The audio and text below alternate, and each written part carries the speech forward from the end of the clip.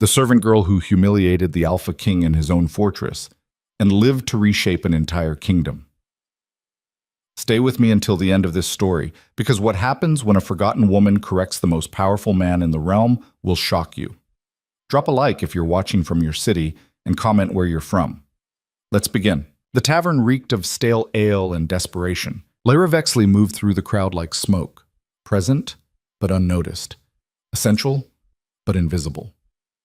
Her hands were raw from scrubbing grease off pewter plates. Her shoulders ached from carrying trays heavier than they had any right to be, and her feet screamed inside boots worn thin at the soles. She'd learned long ago that survival in Ashmar, the capital of the Northern Reach, required one critical skill: the ability to disappear while standing in plain sight. The frontier capital was a place where weakness got you killed and poverty got you forgotten. Built from stone and stubbornness at the edge of the frozen wastes, Ashmar attracted the desperate, the dangerous, and the damned. Traders who'd lost everything, soldiers who'd seen too much, women who'd run out of options. Lyra was all three, though no one bothered to ask. She was 23 and looked older. Life had a way of doing that here. "Girl!" A merchant slammed his mug on the table, foam sloshing over the rim. "More ale, and this time, don't water it down." She hadn't watered it down. The tavern keeper did that, but Lyra nodded anyway, murmuring something appropriately apologetic, and slipped back toward the bar. Arguing got you noticed. Being noticed got you hurt. The Broken Antler wasn't the worst tavern in Ashmar, but it was close. The owner, a thick-necked man named Garvin, ran it with the philosophy that customers were cattle and staff were disposable. Lyra had worked there for 3 years, ever since her mother died, and left her with nothing but debts and a room full of worthless belongings. She'd sold everything except one thing: a book. It sat hidden beneath the loose floorboard under her cot in the servants' quarters.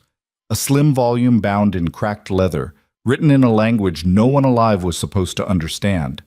Her mother had never explained where it came from or why she'd guarded it so fiercely. She'd only taught Lyra to read it, whispering the words late at night when the world was asleep and secrets felt safe. The language was called Velrathis, the tongue of ancients. It hadn't been spoken in 4 generations, not since the old kings fell and the current dynasties rose from the ashes. Possessing knowledge of it was technically illegal, considered dangerous, seditious, a link to powers that modern rulers wanted buried. Lyra had never told a soul. "Move faster, girl!" Garvin's voice cracked across the room like a whip. She moved. The tavern was busier than usual tonight. A company of soldiers had arrived that afternoon, their armor still dusted with road grime, their eyes hard and watchful. Lyra had learned to read soldiers. These men weren't regular border guards. They carried themselves differently, straighter spines, sharper gazes, the kind of discipline that came from serving someone important. She was refilling mugs at a corner table when the door slammed open. The temperature in the room dropped. Everyone felt it. Conversation stuttered and died. Laughter choked off mid-breath. Even the fire in the hearth seemed to dim, as though the flames themselves recognized a superior predator. Alpha King Kyle Draven had entered the building. Lyra froze, pitcher in hand, and watched as the most powerful man in the Northern Reach stepped into the Broken Antler like he owned it, which technically he did. He owned everything. Kyle Draven was a man built for violence. Tall, broad-shouldered, with the kind of presence that didn't ask for attention. It demanded it. His hair was dark, cut short and practical, and his face was all sharp angles and hard lines, like something carved from granite by an impatient sculptor. But it was his eyes that made people nervous. Cold, gray. The kind of eyes that saw through excuses and didn't bother with mercy. He wore simple travel leathers, not the ceremonial armor most kings preferred, but the sword at his hip was unmistakable. Morketh, the Devourer. A blade that had ended rebellions and executions alike, forged from steel that supposedly drank the strength of those it killed. People believed that. Lyra wasn't sure if she did, but she wasn't about to test it. Kyle swept the room with a glance, his expression unreadable, and made his way to the largest table near the fire. His soldiers followed, moving with the synchronized efficiency of men who'd fought together, bled together, survived together. One of them, a grizzled captain with a scar bisecting his face, gestured for Garvin. The tavern keeper practically tripped over himself, rushing forward. "Your Majesty," Garvin stammered, bowing so low Lyra thought he might topple over. "We are honored, deeply honored, please. Anything you need." Kael waved him off. "Allez, food. Don't make a spectacle." Of course, Garvin spun, eyes landing on Lyra. "You, serve the king, and for the love of sanity, don't embarrass me." Lyra's stomach clenched. She wanted to refuse, to hand the task off to someone else, anyone else. But Garvin was already shoving her toward the kitchen, and the other servers were conveniently finding reasons to be elsewhere. Cowards, all of them. She filled a tray with mugs of ale, Garvin's best stock, the stuff he saved for bribes and emergencies, and carried it toward the king's table. Her hands were steady. Years of practice had taught her that much, but her heart hammered against her ribs like it was trying to escape. Don't look at him. Don't speak unless spoken to. Don't exist. She set the mugs down one by one, keeping her eyes low, her movements efficient. The soldiers barely acknowledged her. They were too busy laughing at some shared joke, their voices loud and rough. Kael, however, watched her. She felt his gaze like a blade against her neck. "What's your name?" Lyra's breath caught. For a moment, she considered pretending she hadn't heard, but ignoring a direct question from the Alpha King was a good way to lose more than just her job. "Lyra, Your Majesty." "Lyra." He repeated it slowly, like he was testing the weight of it. "You work here long?" 3 years. "You like it?" What kind of question was that? Did anyone like working in a place like this? But Lyra knew better than to be honest. "It's steady work, Your Majesty." One of the soldiers snorted. "Steady work in a rat hole." Kael didn't laugh.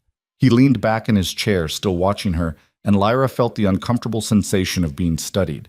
Not leered at, she'd dealt with that plenty, but examined like he was trying to figure out a puzzle. "You read?" he asked. The question hit her like cold water. "A little," she lied. Kael turned to one of his men. "Ronan, you still carrying that old contract?" The man he addressed, Ronan Vale, Lyra realized, the king's closest advisor and rumored best friend, reached into his coat and pulled out a folded piece of parchment. He tossed it on the table with a smirk. "Still can't make sense of half of it," Ronan said. "Damn thing's written in some dead language." Kael picked up the parchment, glanced at it, then looked back at Lyra. His expression shifted, something colder, sharper. "Since you're so good at serving, let's see how you do with translation." He said something then, a string of words in a language that should have been meaningless. Harsh consonants, rolling vowels, sounds that felt older than the stones beneath their feet. Velrothis. The command was simple: kneel and beg for mercy. He didn't expect her to understand. He was mocking her, using a dead tongue to make a joke at her expense. The soldiers were already grinning, waiting for her confusion, ready to laugh. But Lyra understood every word. Her mind raced. She could pretend ignorance, stammer something apologetic, play the fool, and walk away. Or she could do something incredibly stupid. She met his eyes. "Your grammar is wrong," she said clearly in flawless Velrothis. "The verb form you used implies I'm already kneeling. If you want to command me to kneel, the correct structure is Shalveranethka Moraval. What you said translates closer to continue begging while prone, which makes no sense in this context." The room went silent.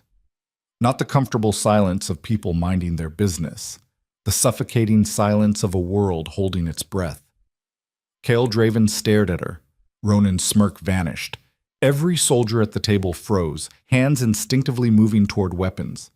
Lyra's heart tried to climb out through her throat. What had she just done? The king rose slowly, his chair scraping against the floor like a death knell. He was taller than she'd realized, and up close, his presence was overwhelming. He looked at her the way a wolf looks at something that just startled it, deciding whether to flee or attack. "Say that again," he said quietly. Lyra's mouth was dry, too late to back down now. "You made a grammatical error, Your Majesty. In Velrothis, the ancient tongue." "I know what Velrothis is." His voice was dangerously soft. "What I want to know is how a tavern servant knows it."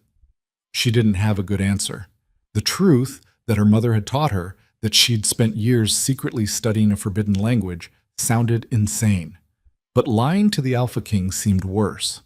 I taught myself, she said, which was partially true. From a book. A book? Kale's eyes narrowed. Velrathis hasn't been taught in generations. The texts were destroyed, burned, buried. So tell me, Lyra, where exactly did you find this book? My mother left it to me. And where did she get it? I don't know. Convenient.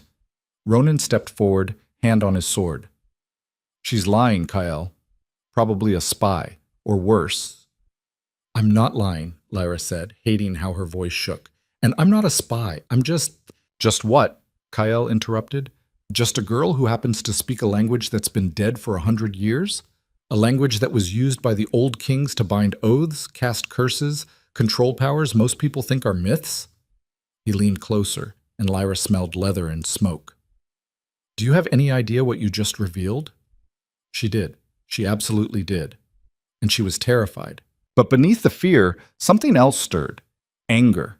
She'd spent her entire life being invisible, being dismissed, being treated like she didn't matter. And now, the one time she dared to speak up, to prove she was more than just a servant girl with calloused hands and a forgettable face, she was being threatened. I revealed, she said slowly, that you don't know Velrathis as well as you think you do. The soldiers tensed. Ronan swore under his breath. Kale stared at her for a long, dangerous moment. Then, impossibly, he smiled. It wasn't a kind smile. It was the smile of a predator that had just found interesting prey. You've got spine, he said. Stupid spine, but spine nonetheless. He turned to Ronan. We're taking her. Lyra's stomach dropped. What? You heard me? Pack whatever pathetic belongings you have. You're coming to the fortress.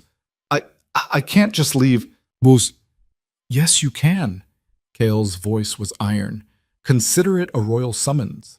Refuse, and I'll have you arrested for possessing illegal knowledge. Accept, and maybe you'll live long enough to regret correcting me. Garvin, who'd been watching from across the room with the expression of a man watching his livelihood evaporate, hurried over. Your Majesty, please, if the girl has offended... She hasn't offended me, Kyle said. She's intrigued me, which is worse for her. He looked back at Lyra. You have 10 minutes. He walked out. His soldiers followed. And Lyra stood there, tray still in hand, trying to process what had just happened. She'd corrected the Alpha King, and now she was being dragged to his fortress. She was either about to become the most valuable person in the kingdom, or the deadest. Lyra's room in the servants' quarters was barely large enough to turn around in. A cot, a trunk, a cracked mirror, and the loose floorboard that hid her secrets. She knelt, pried up the board, and pulled out the book. It was small, bound in dark leather that had cracked with age, the pages yellowed and brittle. The text inside was written in a careful hand, each letter of Velrathis formed with precision. Her mother had called it a grimoire, though Lyra wasn't sure if that was the right word. It contained phrases, translations, fragments of old contracts and oaths. Nothing magical, nothing dangerous. At least she'd thought so. Now holding it in her hands, she wondered if she'd been wrong. Lyra? She jumped, nearly dropping the book. One of the other servants, a girl named Mina, stood in the doorway, eyes wide. Is it true? Mina whispered. You're leaving with the king? I don't have a choice.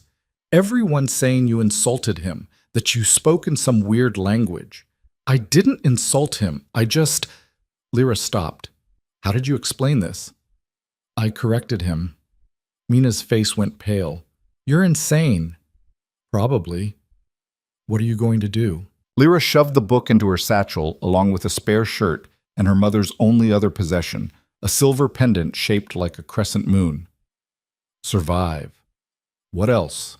Mina grabbed her arm. Lyra, listen to me. People who go to the fortress don't always come back, especially people who've angered the king. He didn't seem angry. He seemed curious. Curious is worse. You know what they say about him, right?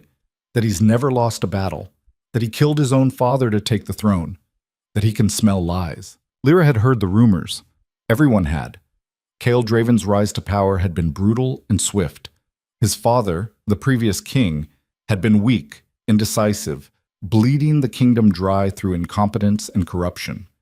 Kael had challenged him publicly, defeated him in single combat, and taken the crown while his father's blood was still warm on the stones. It had been 10 years since then, 10 years of iron rule, harsh justice, and a kingdom that feared its king almost as much as it respected him. I don't have a choice, Lyra repeated. If I run, he'll find me. If I stay, Garvin will throw me out for causing trouble. At least at the fortress, I might have a chance. A chance at what? Lyra didn't answer. She didn't know. She walked out of the Broken Antler for the last time, stepped into the cold night air, and found Kael's soldiers waiting. One of them, a younger man with kind eyes, gestured toward a horse. You ride? He asked. Not well. Learn fast. But his tone wasn't unkind. He helped her mount, adjusted the stirrups, and handed her the reins. Keep up. The king doesn't wait for stragglers. They rode through the streets of Ashmar, hooves clattering on cobblestones. The city at night was a different beast than during the day. Shadows pooled in alleyways where desperate people made desperate choices. Fires burned in barrels where the homeless huddled for warmth. Lyra had walked these streets countless times, but always on foot, always invisible. Now, riding with the king's soldiers, people stared. She saw recognition in their eyes. Confusion. Fear.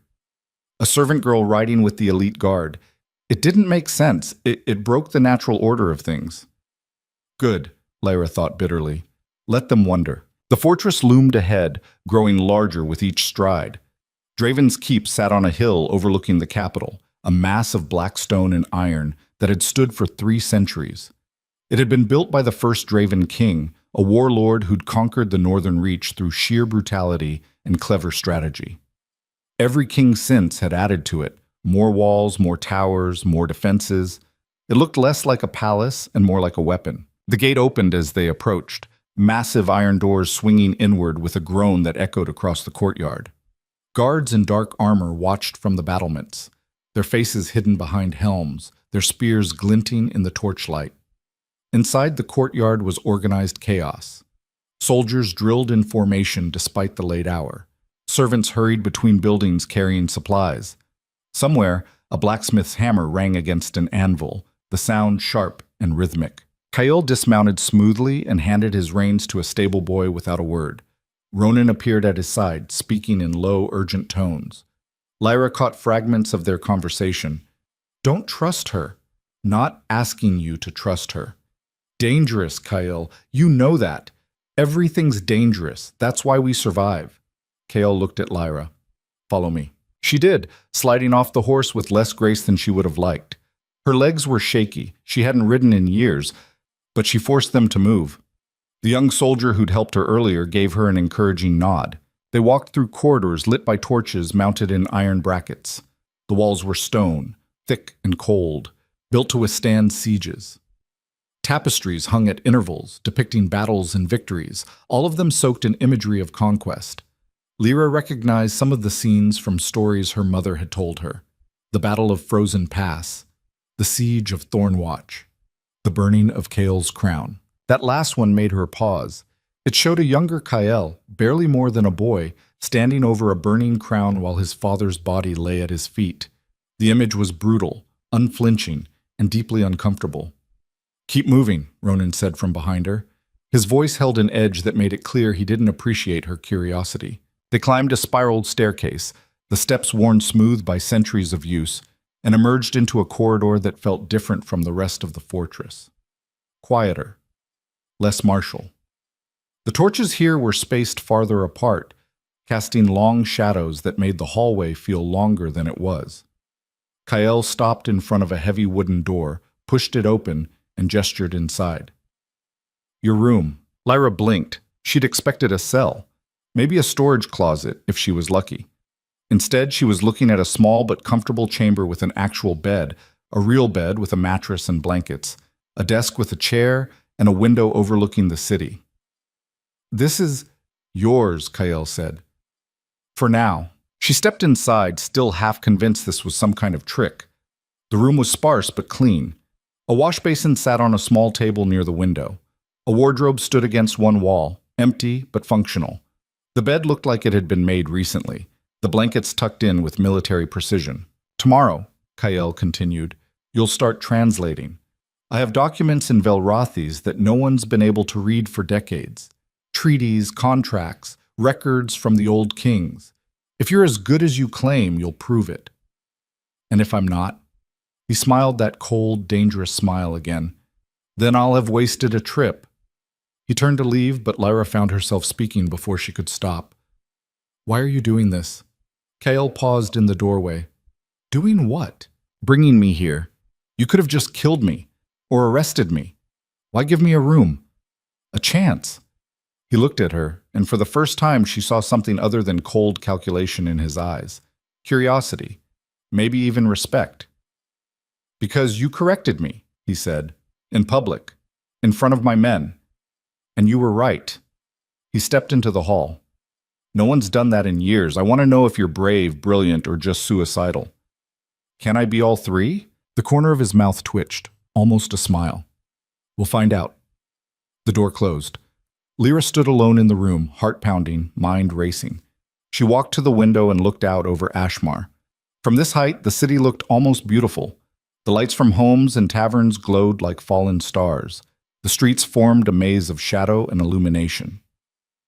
Beyond the walls, the frozen waste stretched into darkness, endless and unforgiving. She'd spent her entire life in that city, working, surviving, invisible. Now she was here, in the fortress of the most powerful man in the realm, because she'd dared to speak. Lyra pulled the book from her satchel and set it on the desk. The leather cover was warm from being pressed against her body. She opened it carefully, the pages crackling softly, and ran her fingers over the Velrothes script. Her mother had taught her this language in secret, making her promise never to reveal it. Knowledge is power, her mother had said, but power makes you a target. Stay invisible, Lyra. Stay safe. Well, she'd failed spectacularly at that. But maybe, just maybe, her mother had been wrong. Maybe being invisible wasn't the same as being safe. Maybe it was just another way of being erased. A knock on the door startled her. She shoved the book under the blankets and stood. Yes? The door opened to reveal a young woman in servant's clothing carrying a tray. She looked nervous, her eyes darting around the room like she expected something to jump out at her. Brought you dinner, the woman said quickly. Cook said you'd probably be hungry. Thank you. The woman set the tray on the desk. Bread, cheese, some kind of stew that smelled better than anything Lyra had eaten in months, and turned to leave. But she hesitated at the door. Is it true? She asked quietly. That you spoke to the king in the old language? Word traveled fast. Yes. And he didn't kill you? Apparently not. The woman stared at her like she was looking at a ghost. You're either the bravest person I've ever met or the stupidest. I'm leaning towards stupid, a small smile. I'm Clara. I work in the kitchens. If you need anything, ask for me. Why are you being kind to me? Clara's smile faded. Because anyone who can stand up to the king and live deserves a little kindness. This place doesn't have much of it.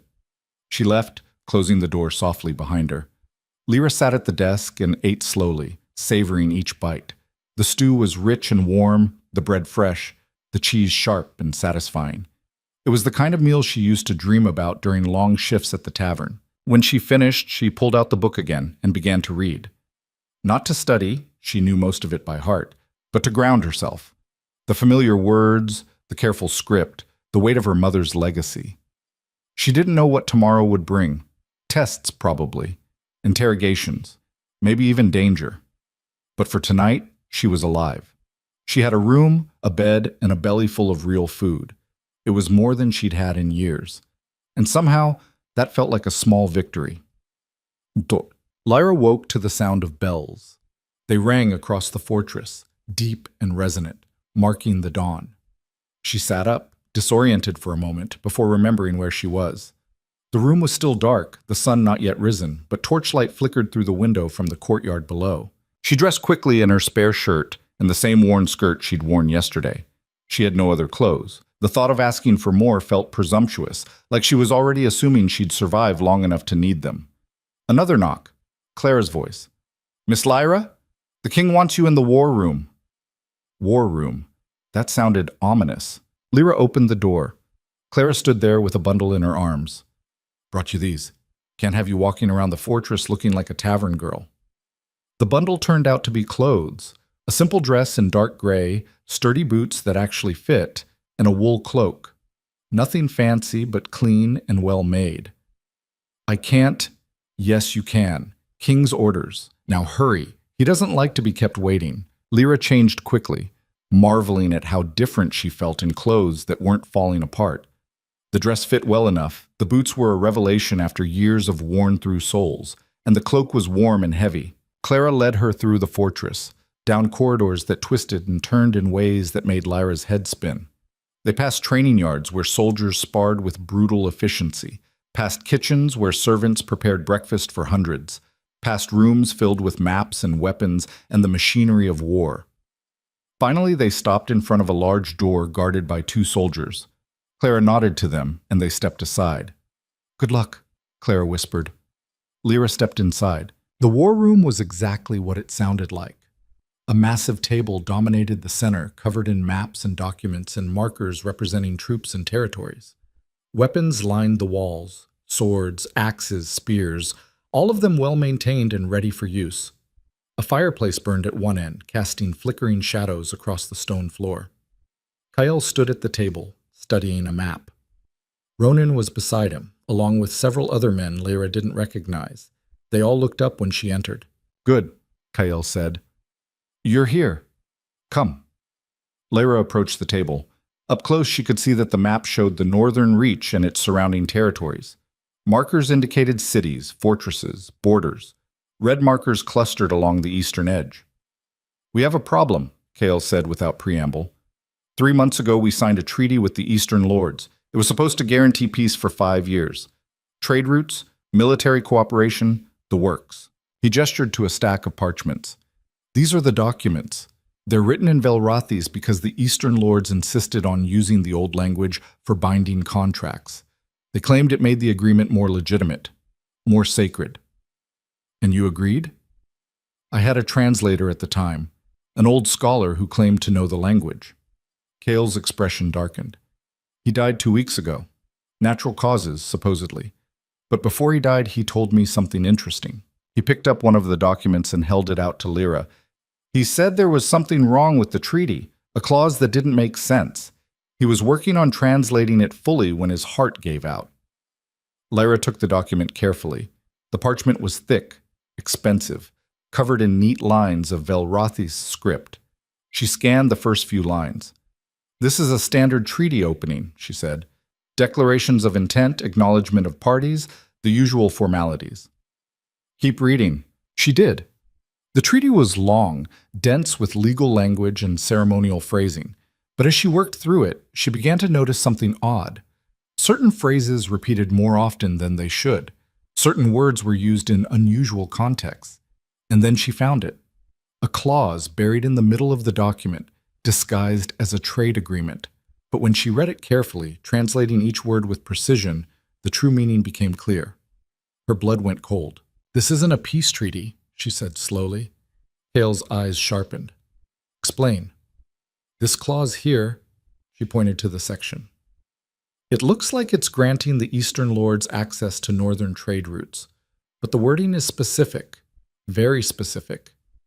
In Velrothis, the phrase Corval Nethran doesn't just mean trade access. In the old language, it means right of passage for armed forces." Silence. "You're saying," Ronan started.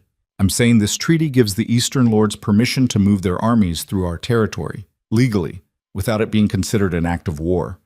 Lyra's voice shook slightly. "You didn't sign a peace treaty. You signed an invasion agreement." The room exploded. Soldiers cursed. Ronan grabbed the document from her hands, studying it frantically.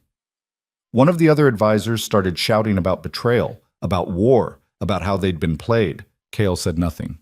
He stood perfectly still, his face unreadable, his eyes fixed on Lyra. "Are you certain?" he asked quietly. "Yes." "There's no other interpretation?" "Not in Velrothis. The language is too precise. That's why the old kings used it, because it couldn't be misinterpreted or twisted. Every word has one meaning." She met his gaze. "Your translator either didn't know the language as well as he claimed, or he lied to you.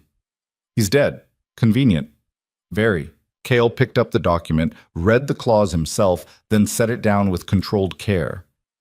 Ronan, send scouts to the eastern border. I want to know if there's any unusual military movement. Already on it. And get me every document we have in Velrothis, every contract, every treaty, every scrap of parchment. I want them all translated. He looked at Lyra. By her. Lyra's heart hammered. Your Majesty, I'm not a trained diplomat. I can translate the words, but understanding the political implications are my problem. Your job is to tell me what the words actually mean. Can you do that? Yes. Then get started. He walked out, Ronan and the other advisors following. Within seconds, the war room emptied, leaving Lyra alone with a table full of documents and the sinking realization that she'd just uncovered a conspiracy that could start a war. She pulled out a chair, sat down, and reached for the first document. Her hands were shaking, but she started translating anyway. Because what else could she do? She'd already jumped off the cliff. Now she just had to hope she could fly. For 3 days, Lyra lived in a world made of ink and suspicion. The documents arrived in waves, scrolls, bound volumes, loose parchments that crumbled at the edges when she touched them. All of them written in Velrothis.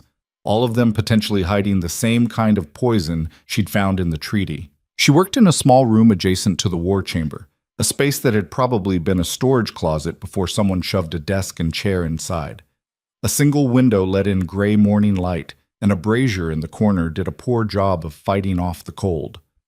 Clara brought her meals, bread, cheese, occasionally something warm, and Lyra ate without tasting, her eyes fixed on the script in front of her. The first document she'd translated after the treaty had been a trade agreement from 6 years ago. Clean. No hidden clauses, no linguistic traps, just a straightforward exchange of goods and tariffs. The second had been a border agreement, also clean. The third had made her stomach drop. Another clause, another carefully disguised piece of treachery. This one granted the Eastern Lords mineral rights to a mountain range on the kingdom's border, except the Velrothis phrasing actually transferred ownership of the land itself. Not the right to mine, the right to claim. Kale had taken that document without a word, his face carved from stone, and walked out. Now on the 4th day, Lyra was starting to see the pattern. Someone had been systematically undermining the kingdom through language, using the precision of Velrothis against itself, twisting meanings just enough that a non-expert would miss it. And whoever had done it had been patient. These documents spanned years. Different treaties, different agreements, all of them salted with traps that wouldn't spring until the Eastern Lords decided to pull the trigger. It was brilliant. It was terrifying. And it meant someone close to the king had been involved. The door opened. Lyra looked up, expecting Clara with lunch. Instead, Ronan Vale stood in the doorway. He didn't look happy. Working hard? He asked. His tone suggested he didn't actually care about the answer. Yes? Find anything interesting? Lyra hesitated. She'd been reporting directly to Kyle, not to his advisors. But Ronan was the king's closest friend. Surely he had a right to know. 3 more compromise documents, she said carefully. 2 land agreements and a military pact. All of them contain clauses that favor the Eastern Lords in ways that weren't obvious in translation. Ronan stepped into the room, closing the door behind him. The space suddenly felt much smaller. You're saying our previous translator was incompetent or corrupted? He was a good man, served the king for 20 years. Then maybe he made mistakes. Velrothis is complicated, easy to misread if you're not what? Not as brilliant as you? Ronan's voice had an edge now. You show up out of nowhere, a tavern girl with a convenient skill set, and suddenly you're the expert? You're discovering conspiracies that a trained scholar missed? Lyra stood slowly. I'm telling you what the documents say. If you don't believe me, find someone else who reads Velrothis and have them verify. There is no one else. That's the problem. Ronan crossed his arms. You're the only living person in this kingdom who claims to read that language, which means we have to trust you, and trust is a dangerous thing to give a stranger. I'm not asking for trust, I'm just translating words. Words that could start a war. Words that reveal a war already being waged. Just slowly, quietly. Lyra met his eyes. If you think I'm lying, test me. Give me a document you know the meaning of. See if I translate it correctly. Ronan stared at her for a long moment. Then he reached into his coat and pulled out a folded piece of parchment. This was my commission papers, written in Velrothis when I became the king's advisor. The old translator told me what it said. Let's see if you agree. He handed it over. Lyra unfolded it carefully. The script was formal, ceremonial. She read through it once, then again to be sure. It's an oath of service, she said. Standard structure. You pledge loyalty to the crown, agree to serve in matters of war and peace, accept the responsibilities of your position. She paused. There's a section here about consequences for betrayal, pretty harsh ones. What does it say exactly? Should the sworn betray the crown through action or omission, let the weight of ancestors fall upon him, and let his name be erased from memory, and let his bloodline carry the stain. Lyra looked up. Dramatic, but that's how the old kings wrote. They liked their curses. Ronan's expression didn't change. That's what the old translator said. Then I'm consistent, at least. He took the parchment back, refolded it, and tucked it away. For a moment, he seemed to be weighing something. Then he said quietly, The king trusts you. I don't know why, but he does. And Kael doesn't trust easily. Maybe he just trusts the language, not me. Maybe. Ronan moved toward the door, then stopped. A word of advice, tavern girl. This court eats people like you for breakfast. You're smart, I'll give you that. But smart doesn't keep you alive here. Knowing when to shut up does. He left. Lyra sat back down, heart pounding harder than it should. That had felt less like a warning and more like a threat. Or maybe she was just being paranoid. 3 days of translating conspiracy documents would do that to a person. She picked up the next parchment and tried to focus. The words blurred. She blinked, rubbed her eyes, and tried again. Still blurred. When had she last slept? Really slept, not just collapsed at the desk for a few hours before jerking awake from dreams of burning documents and dead translators. A knock, softer this time. Come in. Clara entered carrying a tray, but her expression was tense. You need to eat. Not hungry. Don't care. Eat anyway. Clara set the tray down with more force than necessary. You look like death. When did you last see sunlight? What day is it? That's not an answer. Lyra picked up a piece of bread and bit into it just to make Clara stop glaring. It tasted like sawdust, but she chewed and swallowed dutifully. There's talk, Clara said quietly. In the kitchens, the servants' quarters, people are saying you're making trouble, that you're inventing conspiracies to make yourself important. I'm translating documents. Documents that accuse dead men of treason, documents that suggest the kingdom's been infiltrated. You realize how that sounds? I realize how it is. Lyra set the bread down. Clara, I didn't ask for this. I didn't want to find what I found. But it's there, in the language, in the treaties. Someone's been sabotaging this kingdom for years, and if people don't believe me, they don't. Most of them. Clara glanced at the door, then lowered her voice further. But the king does. And that's making the nobles nervous. There are rumors he's planning to void the treaties, cancel agreements, maybe even prepare for war. He should. Those treaties are traps. Maybe. But war means soldiers die. Families lose fathers and sons. Cities get burned. And if it turns out you're wrong, if you made a mistake in your translations, then all that blood is on your hands. Lyra's throat tightened. She hadn't thought about it that way. She'd been so focused on the words, the meanings, the truth hidden in the text, that she hadn't considered the weight of what she was unleashing. I'm not wrong, she said, but her voice wavered.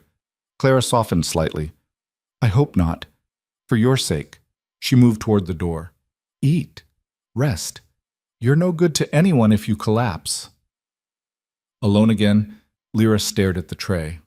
The bread, the cheese, the small cup of watered wine. She forced herself to eat all of it. Then she picked up the next document and kept translating. The summons came at dawn. Lyra had fallen asleep at the desk, her cheek pressed against a half-translated contract. When someone shook her shoulder, she jerked awake, disoriented, and found a guard standing over her. King wants you. War room. Now. She followed him through corridors that felt different in the early morning light, quieter. The fortress was waking slowly, servants lighting fires, soldiers beginning drills. But the war room was already alive with tension. Kael stood at the head of the table, surrounded by advisors and military commanders. Maps covered every surface. Markers had been moved, redrawn, clustered in new positions. And in the center of it all sat a pile of documents, the ones Lyra had translated. Every eye in the room turned to her when she entered. "Tell them," Kyle said without preamble. "What you told me." Lyra's mouth went dry. The room was full of men who looked at her like she was an interesting problem. Not a person. A problem. "The treaties are compromised," she said, forcing her voice to stay steady. "Multiple agreements over the past 7 years contain clauses that give the Eastern Lords legal rights to land, resources, and military passage. The clauses were hidden using linguistic tricks in Velrathis, word choices that seem innocent but carry specific legal weight in the old language." One of the commanders, a scarred man with iron-gray hair, scoffed. "Legal weight? We're talking about war, girl, not courtroom debates." "In the Old Kingdom, they were the same thing," Lyra shot back. "Velrathis was used specifically because it was binding, unbreakable. If you made an oath in that language, you kept it or faced consequences. The Eastern Lords are using that against us. They can point to these treaties and claim legal justification for invasion." "That's insane," another advisor said. "No one respects those old laws anymore." "The Eastern Lords do. Their entire culture is built on ancestor worship and ancient traditions. They take this seriously." Lyra picked up one of the documents. "This treaty here, it grants them passage rights for peaceful purposes. Except in Velrathis, the word used for peaceful is morshik, which actually means unopposed. They can march an army through our territory, and as long as we don't fight back, they're technically honoring the treaty." Silence. Kale's expression was unreadable. "Show them the land agreement." Lyra pulled out another document. Her hands trembled slightly, but she kept her voice firm. "This one transfers ownership of the Black Ridge Mountains. The translation your previous advisor provided said it was mineral rights, but the actual phrasing is Korval Nethrin Torshek, which means sovereign claim to earth and stone. Not mining rights, ownership.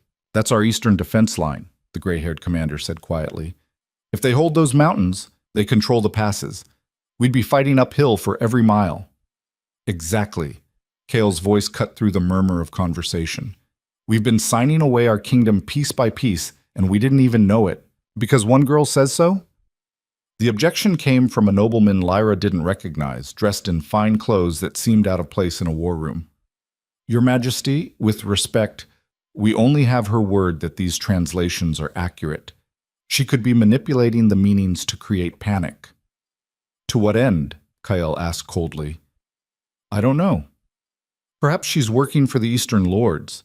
Perhaps this is a ploy to make us void legitimate treaties and give them actual justification for war." Lyra's temper flared. "If I wanted to help the Eastern Lords, I'd keep my mouth shut and let you keep honoring treaties that are bleeding you dry. You'd what? You'd stay invisible in your tavern?" The nobleman's smile was sharp. "Instead, you conveniently appear at the exact moment we need a translator, with the exact skills required, and immediately start finding conspiracies. Forgive me if that seems orchestrated." "Lord Brennan," Kael's voice was dangerously quiet. "Are you accusing me of being fooled by a tavern girl?" Brennan paled slightly. "Of course not, Your Majesty. I'm simply suggesting we verify these translations before taking drastic action." "With who? There's no one else alive who reads Velrathis fluently." "Then perhaps we should consider why that is. Why this language died out. Why the texts were destroyed." Brennan gestured at Lyra. "The old kings fell for a reason. Their language, their oaths, their entire system collapsed because it was corruptible. Using it now, trusting it now, seems like our only option," Ronan interrupted. He'd been silent until now, watching the exchange with hooded eyes. "Unless you have a better suggestion, Brennan." "I suggest caution. Caution got us into this mess." Ronan picked up one of the treaties. "I've read these documents. Even without understanding Velrathis, the phrasing felt wrong, too formal, too specific. I mentioned it to the old translator, and he assured me it was just ceremonial language." He looked at Lyra. "Was it?" "No," she said. "Every word in Velrathis serves a purpose. There's no such thing as just ceremonial. If it's written down, it means something." "Then we have a problem," Kyle said, Because if these treaties are legitimate legal traps, we're already at war. We just don't know it yet.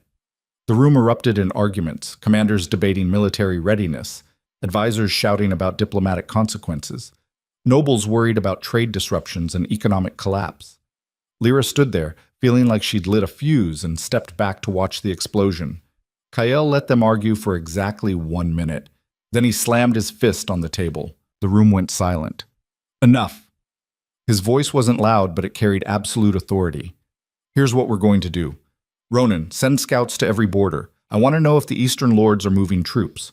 Commander Thale, prepare the northern garrisons for possible mobilization. Don't start a war, but be ready if one starts. And the treaties? Brennan asked. We honor them, for now. But we're not signing anything new until every existing document has been translated and verified. Kael looked at Lyra. How long to finish the remaining documents? 2 weeks, maybe less if I don't sleep.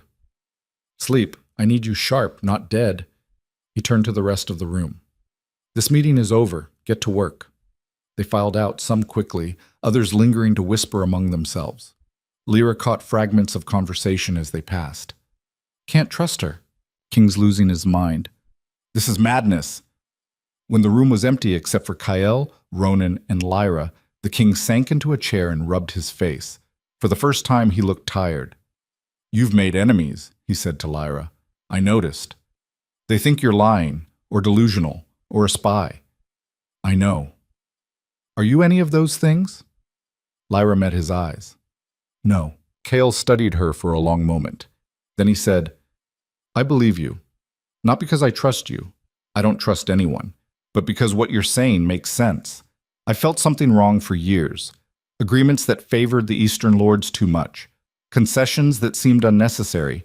My translator always had explanations, and I accepted them because I had no reason not to. His jaw tightened. I should have dug deeper. You couldn't have known. I'm the king. Knowing is my job. He stood abruptly. Finish the translations. Find every trap. And Lyra? Yes? Watch your back. If you're right about this, someone in this fortress helped set these traps, and they're not going to be happy you found them. He walked out. Ronan lingered. He's not wrong. You've painted a target on yourself. I didn't ask for this. Doesn't matter. You have it now. Ronan leaned against the table.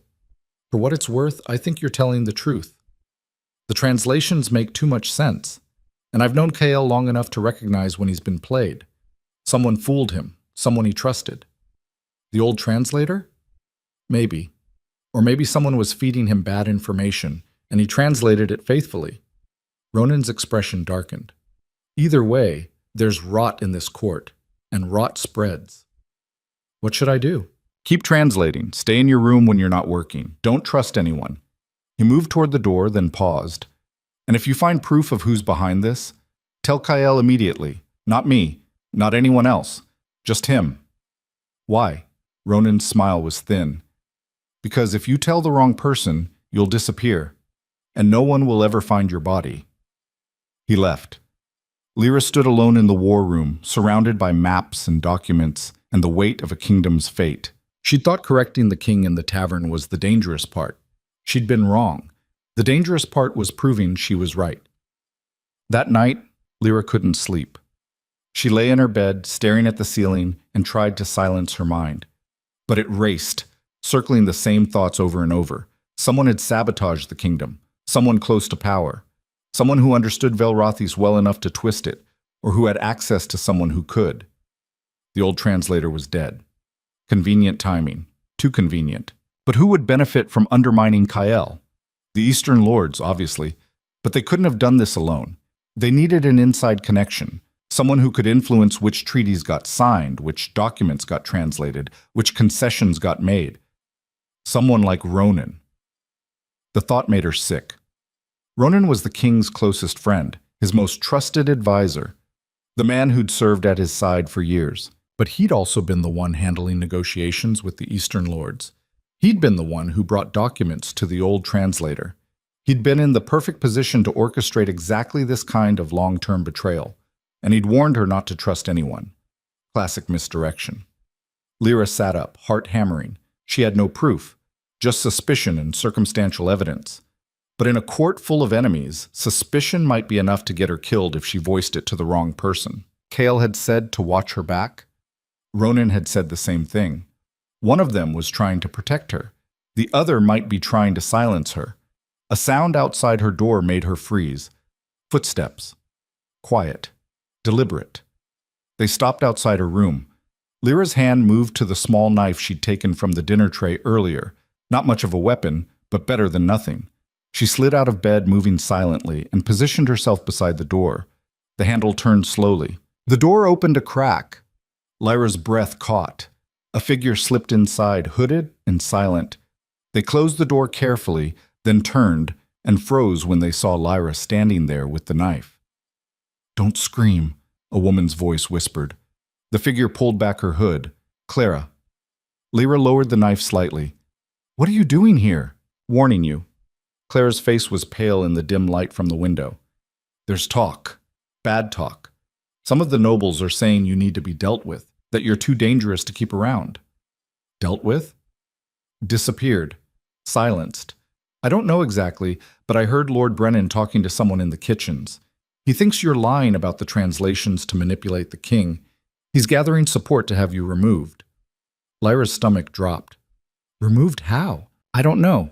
But when nobles start whispering about tavern girls who know too much, bad things happen." Clara grabbed her arm. "You need to be careful. Don't eat or drink anything you haven't watched being prepared. Don't go anywhere alone.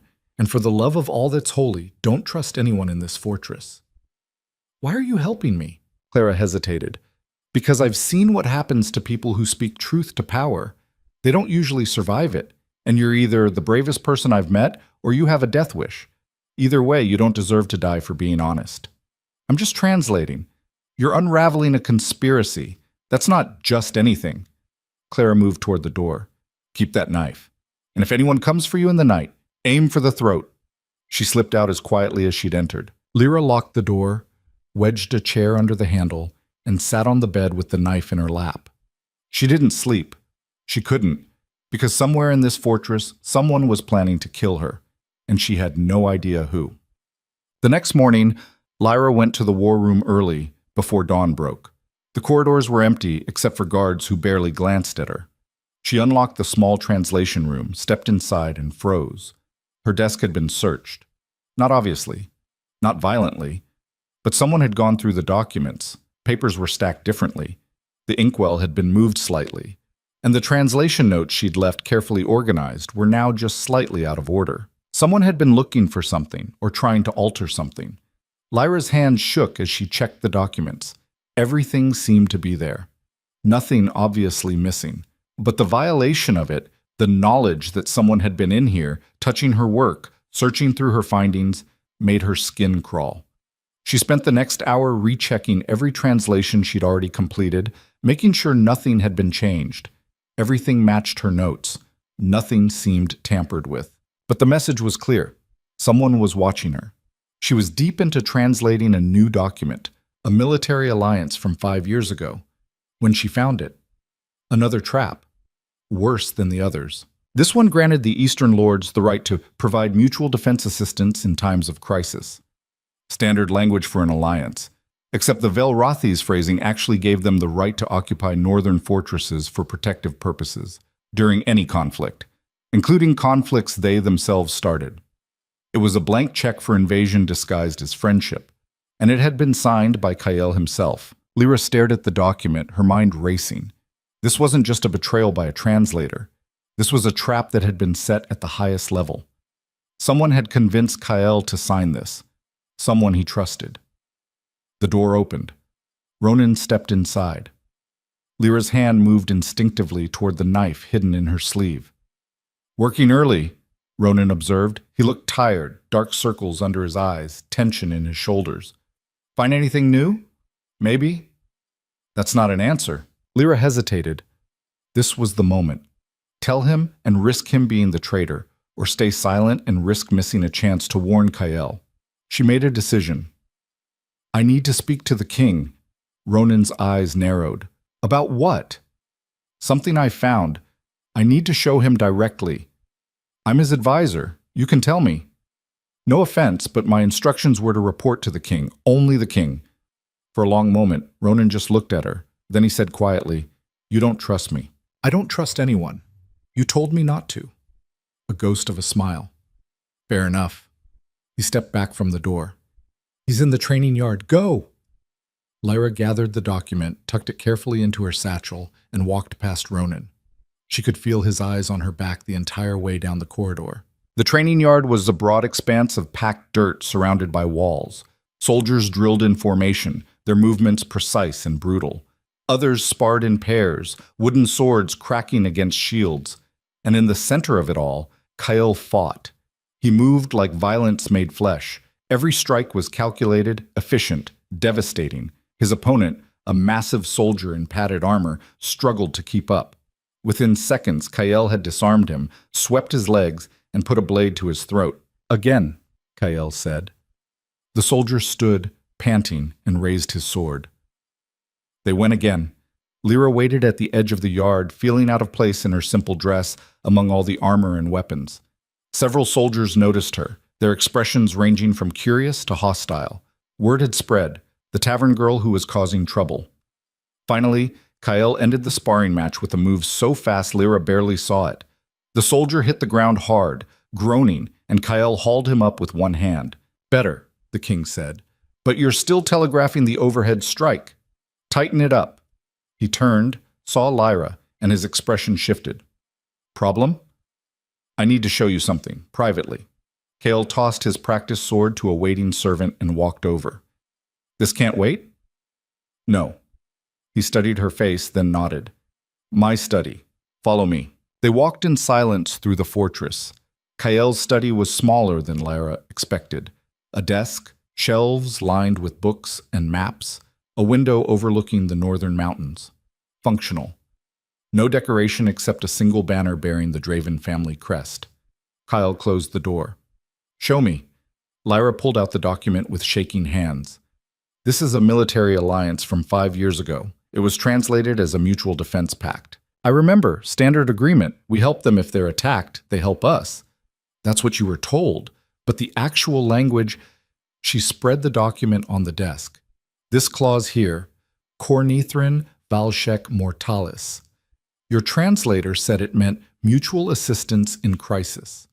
But in Velrothis, it actually means right of occupation for protective purposes during conflict. Any conflict, including ones they start." Kale went very still. "They can occupy our fortresses," Lyra continued, her voice shaking. "Legally, under the terms of this treaty. All they have to do is claim they're protecting us. From what? From anything. From themselves, if necessary. The language doesn't specify. It just gives them the right." Kyle picked up the document, read it himself, then set it down with a control that was more frightening than anger. "Who brought me this treaty?" "I don't know. It was before I got here." "Who translated it?" "Your old translator, the one who died." "Convenient." Kale's voice was ice. "Who else knows about this?" "Just you. I came straight here." He looked at her, and for the first time Lyra saw something like respect in his eyes. "You didn't tell Ronan." "No." "Why not?" "Because you told me to trust no one, and because whoever set these traps had access to you, had influence, had the ability to put documents in front of you and convince you to sign them." She met his gaze. "That's not just a translator. That's someone you trusted." Kale was quiet for a long moment. Then he said, "Ronan's been with me for 12 years, since before I took the throne. He saved my life more times than I can count. I'm not accusing him. I'm just... You're saying I can't trust anyone, including my oldest friend." Kale's laugh was bitter. "Do you know how that feels? To look at people you've bled with, fought with, trusted with your life, and wonder if they're the knife in your back?" "No, but I know how it feels to be alone." Lyra's voice was quiet. "I've been alone my whole life, invisible, surviving by not mattering to anyone. And now I matter, and it's terrifying, and I don't know who wants to help me and who wants me dead. So yeah, I understand not knowing who to trust." Kyle looked at her for a long moment. Then, unexpectedly, he smiled.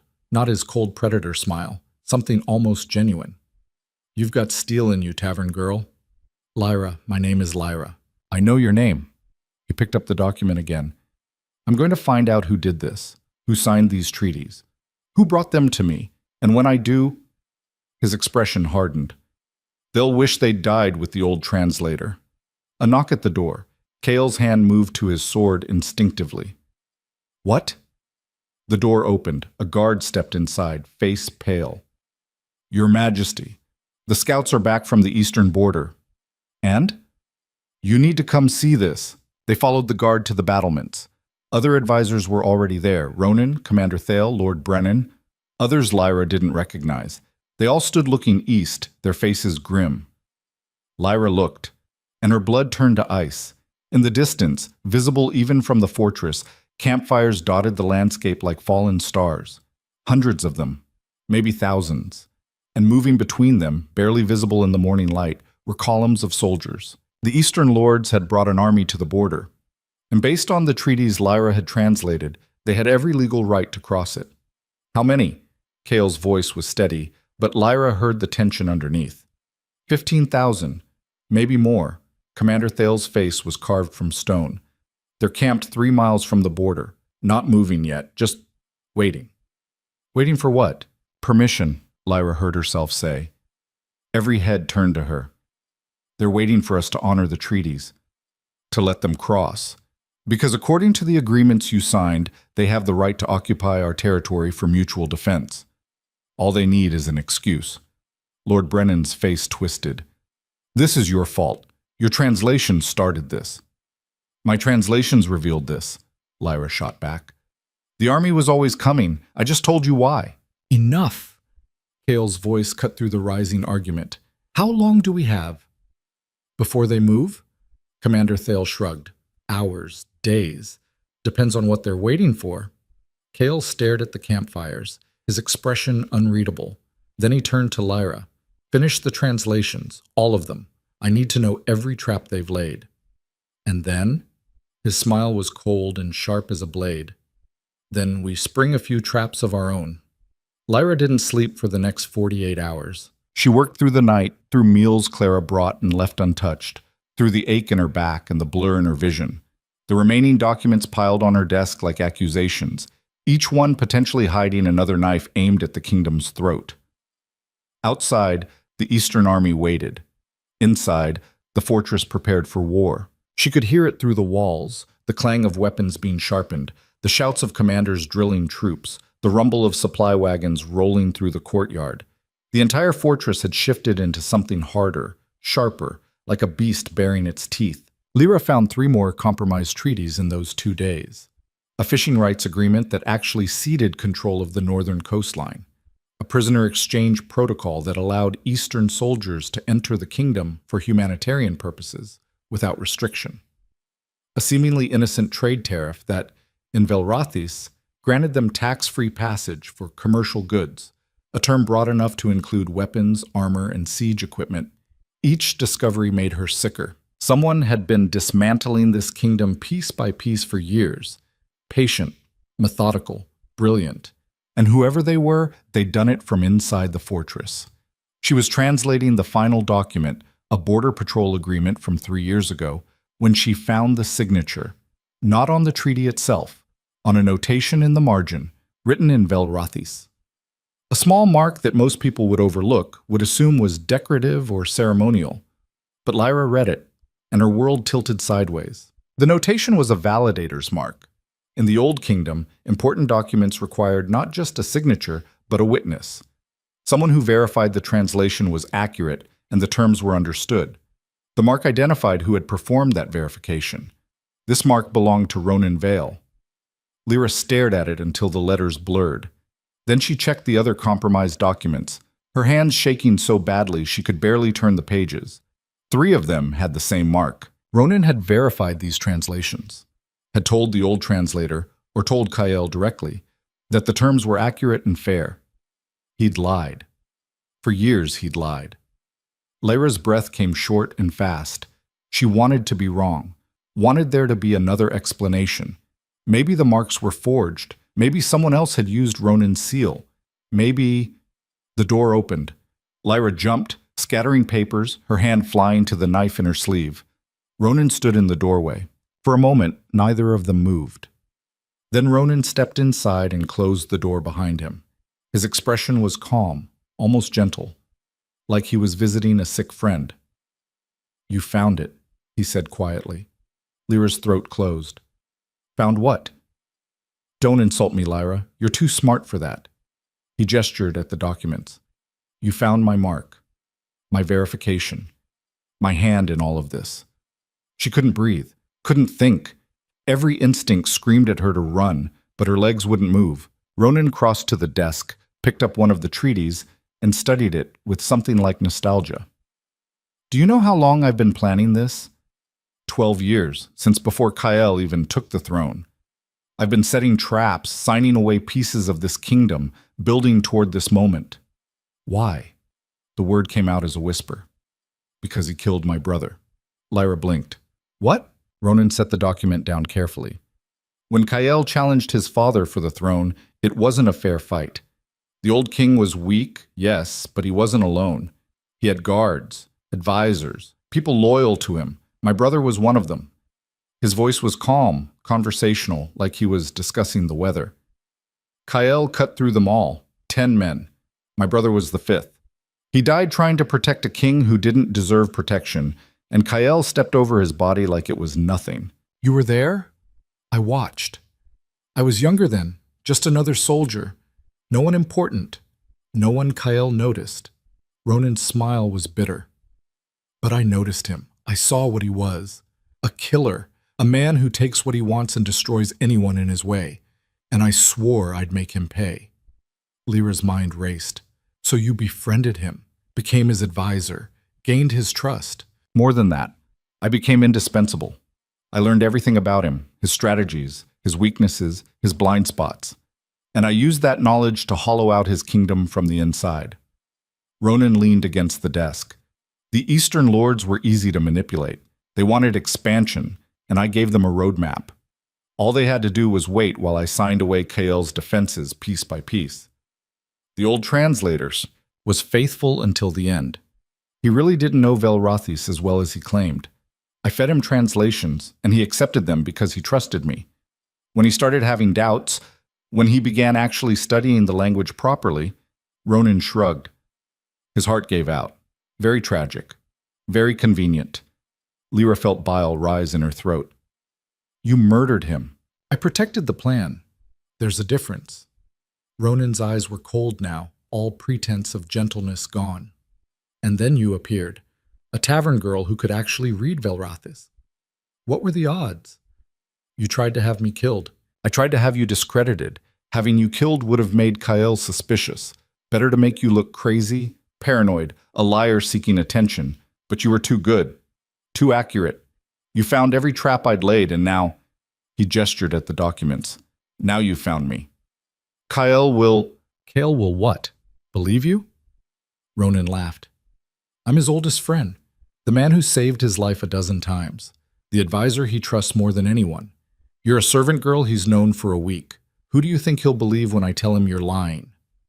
"The evidence "Can be explained. I verified translations based on what the old scholar told me. I was deceived just like Kael was. Very tragic.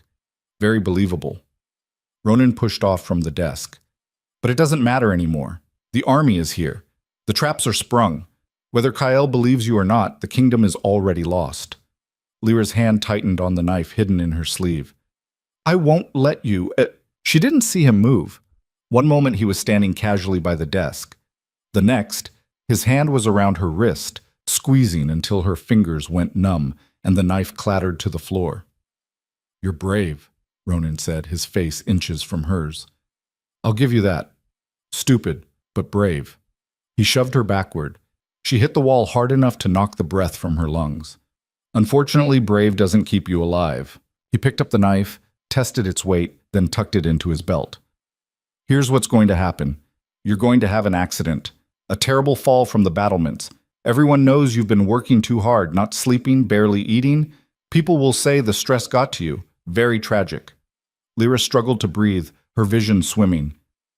"Kael will know. Kael will grieve, then he'll move on. He always does. Ronan grabbed her arm, yanked her toward the door. Come on, let's get this over with. Lyra's mind raced. She was smaller than Ronan, weaker, untrained in combat. But she'd survived in Ashmar's streets, survived in a tavern full of violent drunks, survived by being smarter than the people who underestimated her. She went limp. Ronan, expecting resistance, stumbled slightly when her weight shifted. It wasn't much, just a second of imbalance, but it was enough. Lyra drove her elbow into his ribs with every ounce of strength she had. Ronan grunted, his grip loosening, and Lyra tore free. She ran for the door, grabbed the handle. His hand slammed it shut.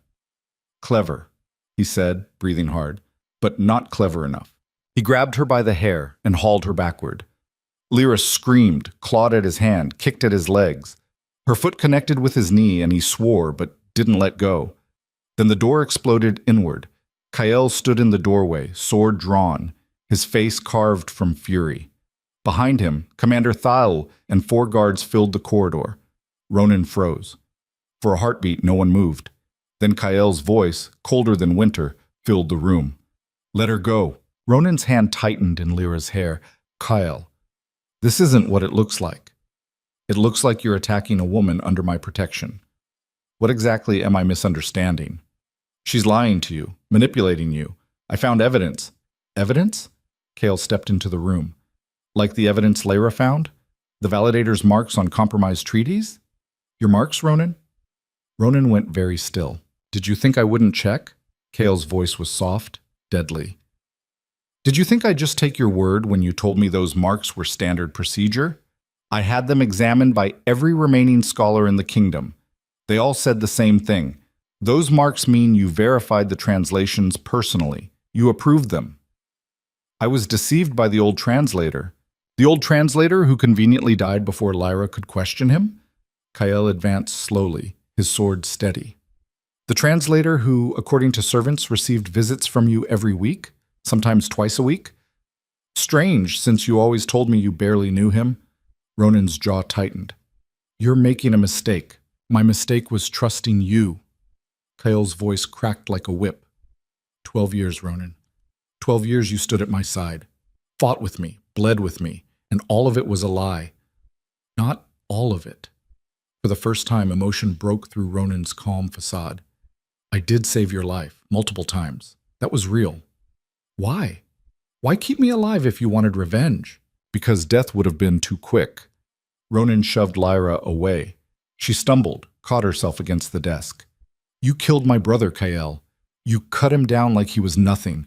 I wanted you to feel what that's like, to watch everything you built crumble, to lose your kingdom piece by piece and know you were helpless to stop it.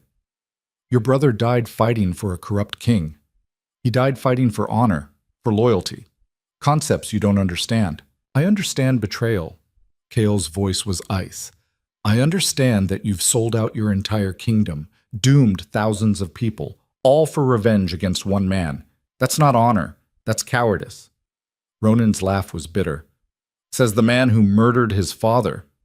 I challenged him according to law, single combat, witnessed and sanctioned. What you've done, Kael gestured at the documents scattered across the desk. This is poison. This is the act of someone too afraid to face me directly. I'm not afraid of you. Then prove it. Kael lowered his sword. Single combat. Here. Now. You win, you walk free. I win, you die. Same terms I gave my father. Commander Thales stepped forward. Your Majesty, you can't... I can. Kael's eyes never left Ronan. Well, do you have the courage your brother had, or are you going to hide behind excuses? For a long moment, Ronan said nothing. Then, slowly, he drew his sword. Clear the room, Kael ordered. Your Majesty. Thaley tried again. Clear the room. The guards hesitated, then backed into the corridor. Thaley grabbed Lyra's arm, pulled her toward the door. She resisted, watching Kael and Ronan circle each other like wolves. We have to go, Thaley said quietly. This isn't our fight. He'll kill Kael. Maybe. Maybe not. But if we stay, we dishonor the challenge. Come on. Lyra let herself be pulled into the corridor. The guards formed a barrier, preventing anyone from entering.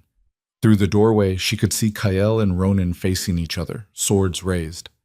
12 years, Kael said softly, and you never once wavered, never once showed doubt.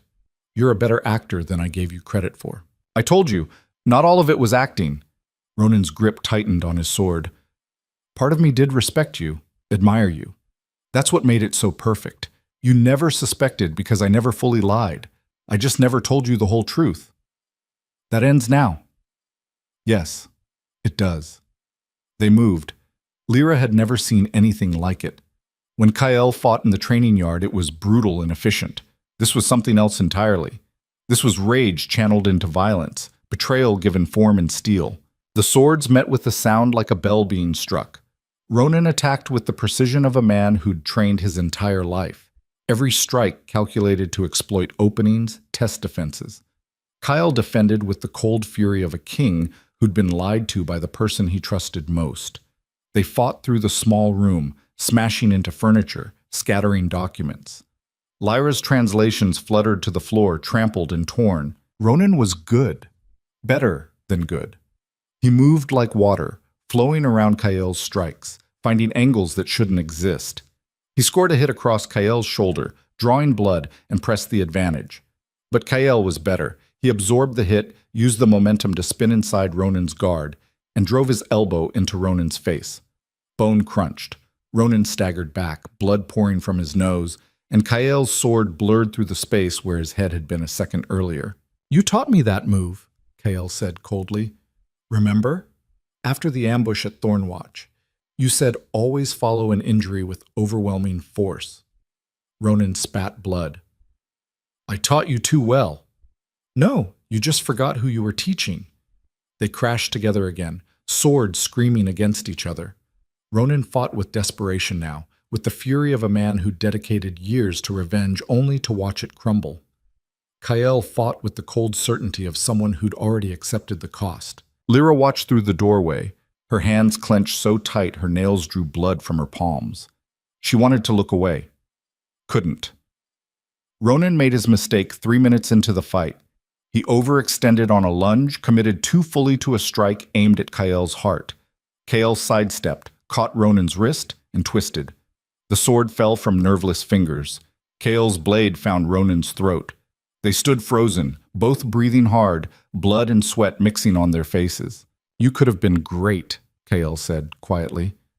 If you'd channeled all this intelligence, this dedication, into something other than revenge, you could have been the greatest advisor a king ever had. I didn't want to be great. Ronan's voice was hoarse. I wanted you to suffer. Then you failed. Because watching you betray me, that hurt. But winning this kingdom back from the edge you pushed it to, that's going to be satisfying. Kael's sword moved. Ronan collapsed, blood pooling beneath him. Lyra turned away, bile rising in her throat. Kael stood over the body of his oldest friend, his sword dripping red, his face expressionless. Then he knelt, closed Ronan's eyes, and said something too quiet for Lyra to hear. When he stood, he was the king again, all emotion locked away behind walls of ice and duty. "Commander!" he called. Thale entered, saw the body, and showed no surprise. "Your Majesty, Ronan Vale was a traitor. He confessed to selling our treaties to the Eastern Lords, to undermining the kingdom, to murdering the royal translator. His body will be burned without ceremony. His name will be struck from all records. He dies forgotten." "Yes, Your Majesty." Kael looked at Lyra. "Are you hurt?" She shook her head, not trusting her voice. "Good." He wiped his sword clean on a fallen tapestry. "How many documents are left to translate?" "None. I finished the last one before—" She gestured vaguely at the room. "And? 6 more compromised treaties. The kingdom's been giving away territory, rights, and resources for 7 years. Everything from fishing rights to fortress access." Kael absorbed this without expression. "Can they be voided?" "Legally? Under Velrothis law, no. The language is binding. Once sworn in the old tongue, the oaths hold. Then we don't void them legally." Kael sheathed his sword. "We burn them, publicly. And we tell the Eastern Lords that we reject every treaty signed in the last decade. If they want war over it, they'll get war. They have 15,000 soldiers on our border, and we have the truth. And fortresses they don't actually control, despite what the treaties say. Kael's smile was sharp. Ronan was smart, but he made one critical mistake. He assumed I'd honor agreements made through deception. He was wrong. The Eastern Lords won't see it that way. I don't care what they see. I care what they can prove. Kael gestured at the scattered documents. Gather every compromised treaty, every note, every translation. We're going to show the kingdom exactly how we were betrayed. Lyra knelt and started collecting papers with shaking hands. Kael helped her, and for a few minutes they worked in silence, stepping carefully around Ronan's body. I'm sorry, Lyra said quietly. For what? That it was him, that someone you trusted. Don't! Kael's voice was sharp. Don't apologize for telling me the truth. Ronan made his choices, he lived with them, and he died for them. That's not your fault. If I hadn't found the marks, then he'd still be sabotaging the kingdom, and we'd already be occupied by an enemy army. Kael looked at her. You saved us, Lyra.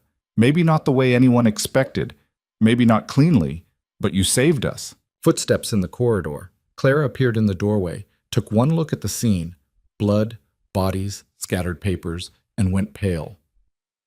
The council is demanding to see you, she said to Kael. Lord Brennan is calling for an emergency session, something about the Eastern Army. Let them wait. Kael stood, brushing dust from his hands. I have something more important to do first.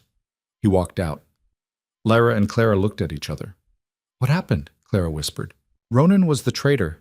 He confessed. Kael killed him. Clara's eyes widened. The king's best friend. Wasn't his friend at all. They stood in silence for a moment, absorbing the weight of it. Then Clara said, You need to come with me.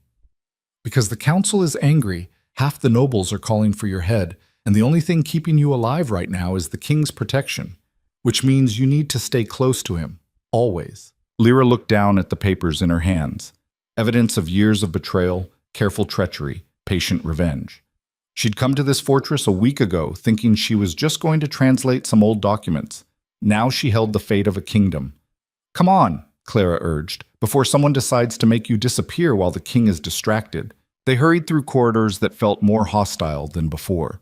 Servants stepped aside, their expressions ranging from fearful to angry.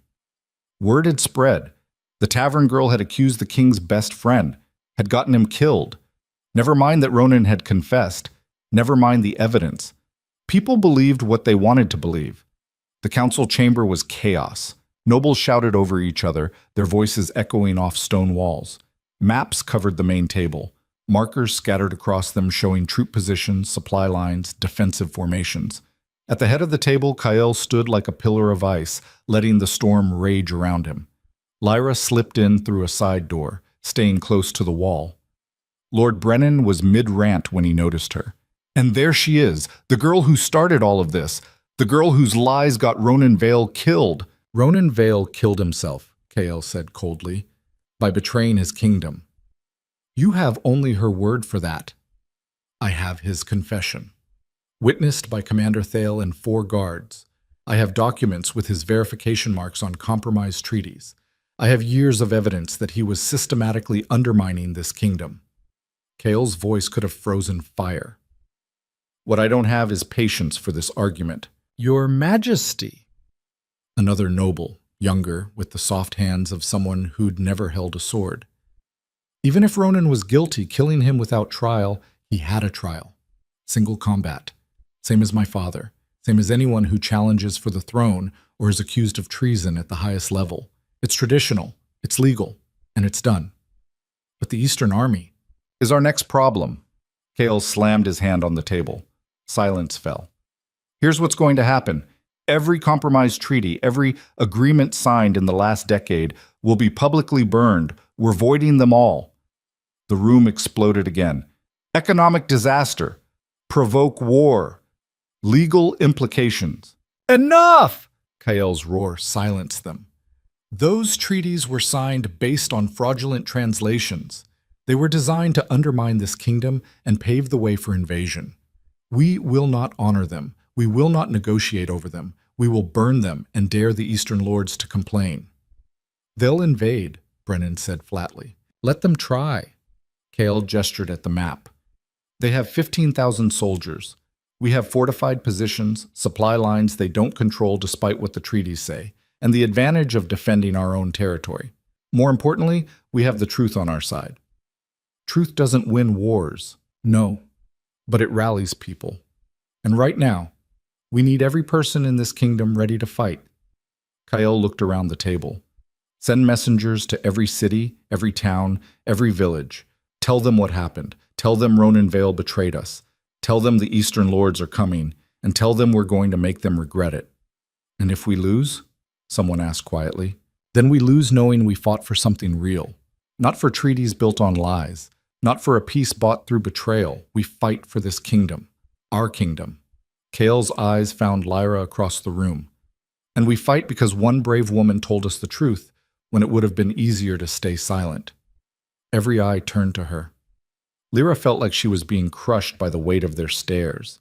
Some angry, some calculating. A few, very few, respectful. Lyra Vexley, Kyle said formally. Approach. Her legs moved without conscious thought. She walked to the table, every step feeling like walking through deep water. Kale waited until she stood before him. Then, to her shock, he bowed. Not deeply, not the full bow of a subject to a king, but the slight bow of one equal acknowledging another. You saved this kingdom, he said, not with a sword, not with an army, with knowledge, with courage, with a willingness to speak truth even when it put you in danger. He straightened. I name you royal translator, first of your position, and I give you my word, the word of a king, that you will be protected, honored, and heard in this court. Lyra's throat closed. You're the woman who saw what no one else could see, who stood up when everyone else bowed down, who proved that power doesn't just come from swords and armies. Kale's voice softened slightly. You're exactly what this kingdom needs, whether you believe it or not. She managed a nod, not trusting herself to speak. The council erupted in fresh arguments, some supporting the appointment, others calling it madness. Kyle let them argue for exactly 30 seconds. Then he said, Get out. All of you. Prepare for war. I want supply lines secured, troops mobilized, and defenses reinforced by dawn. Move. They moved. Within minutes, the chamber cleared, leaving only Kyle, Lyra, and Commander Thale.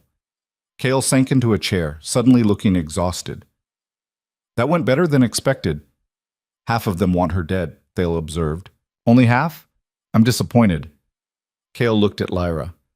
You understand what I just did, right? By naming you royal translator, I made you a target. Every noble who opposes me, every person who wants to see this kingdom fall, they'll come after you. I know. And you're still willing to do this? Lyra thought about the tavern, about being invisible, about a life spent surviving instead of living. Yes, she said. Kyle smiled, genuinely smiled, for the first time since she'd met him. Good. Because we're about to walk into fire, and I need people I can trust beside me. A guard burst through the door, breathing hard. Your Majesty, the Eastern Army is moving. The smile vanished. Moving where? Toward the border. They're preparing to cross. Kale stood, all exhaustion gone, replaced by cold focus. How long? Hours, maybe less. Mobilize the northern garrison. Send riders to every fortress within a day's march, and bring me the compromise treaties. Kale looked at Lyra. All of them. We're going to make a statement. An hour later, Lyra stood on the battlements watching as every treaty Ronan had corrupted was piled in the fortress courtyard. Soldiers surrounded the pile, torches ready. Below, citizens of Ashmar had gathered, drawn by rumors and the promise of something significant. They filled the courtyard, spilled into the streets, climbed onto rooftops for a better view. Kyle stood before them, backlit by torches, his voice carrying across the crowd. For 7 years, he called, this kingdom has been betrayed, not by enemies on our borders, but by someone we trusted, someone close to the throne.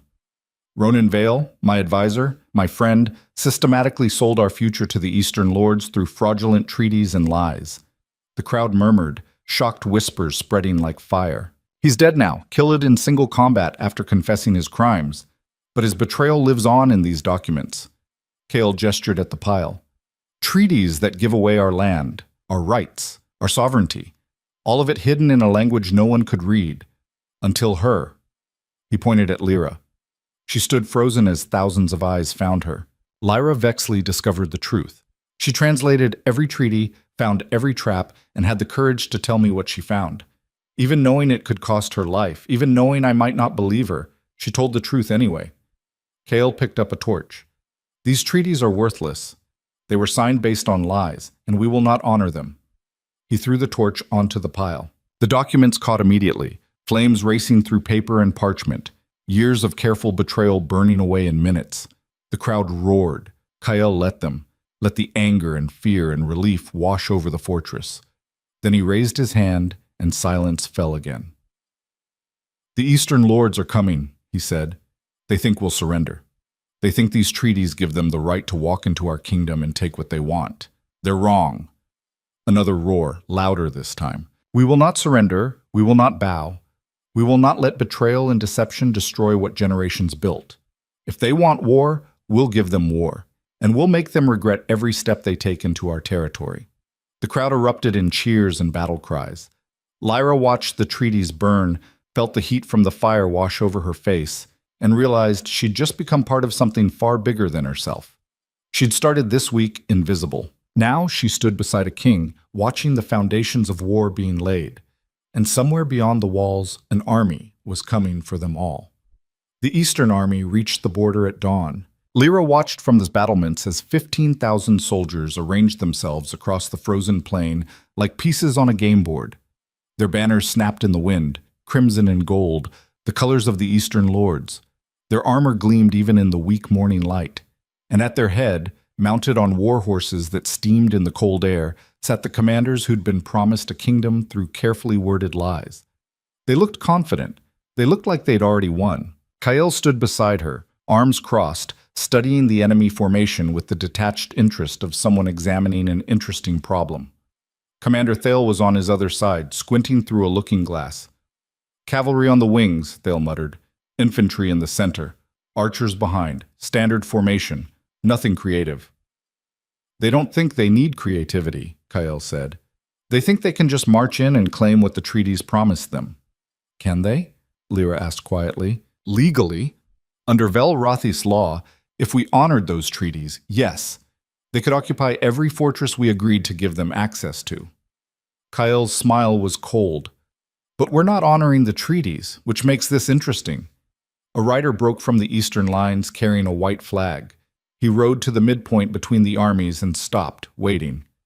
They want to talk, Thale said. Of course they do. They want to remind us of our obligations and demand we surrender peacefully. Kale turned to Lyra. Come with me. What? Why? Because you're the royal translator, and because I want them to see the woman who destroyed their plans. Lyra's stomach dropped. Kale, I can't. I'm not. You're exactly what you need to be. Now come on. We're making them wait, but not too long. Don't want to seem desperate. They rode out with an escort of 10 soldiers, carrying their own white flag. The no-man's land between the armies was a stretch of frozen ground littered with rocks and patches of ice. The wind cut through Lyra's cloak like knives. The Eastern representative was a tall man in ornate armor, his face hidden behind a helm decorated with golden scrollwork. When he spoke, his voice was muffled but clear. I am Lord Commander Tavist, representing the Council of Eastern Lords. I come under flag of truce to discuss terms of compliance with existing treaties between our peoples. Compliance? Kale's voice was dangerously pleasant. Interesting word choice. The treaties are clear, Your Majesty. Multiple agreements grant us right of passage, territorial access, and resource allocation. We are here to claim what is legally owed. Those treaties are void. Tavist's posture stiffened. You cannot simply void legally binding agreements signed in Velrothis. The ancient tongue does not permit such breaches. The ancient tongue also doesn't permit fraud, Lyra heard herself say. Tavist's helm turned toward her. And who are you? Lyra Vexley, royal translator, the person who actually read those treaties you're relying on. A translator? Tavist's tone dripped condescension. Forgive me if I don't accept the interpretation of... The treaties were falsified, Lyra interrupted, her voice stronger now. The translations King Kael received were deliberately altered to hide clauses that favored the Eastern lords. The man responsible confessed and is dead. The agreements were signed under false pretenses, which under Velrothi's law makes them voidable. Silence. Then Tavis laughed. You expect us to believe that? That your king was somehow tricked into signing away his kingdom? I expect you to understand Velrothi's law, Lyra shot back. Article of Binding, subsection 3. Any oath sworn under deception carries no weight, and the deceived party may nullify without consequence. That's direct text from the Code of Ancient Kings. Do you dispute it? Another silence. Longer this time. You speak the old tongue? Tavis asked, and now his voice held uncertainty. Fluently. Do you? I have advisors. I didn't ask about your advisors. I asked about you. Can you read Velrothis? Can you verify that your own copies of these treaties say what you think they say? No answer. Kael smiled. My translator has a point, Lord Commander. How do you know your own people haven't lied to you? How do you know those treaties are legitimate? Because they were verified by your own advisor. Ronan Vale personally confirmed.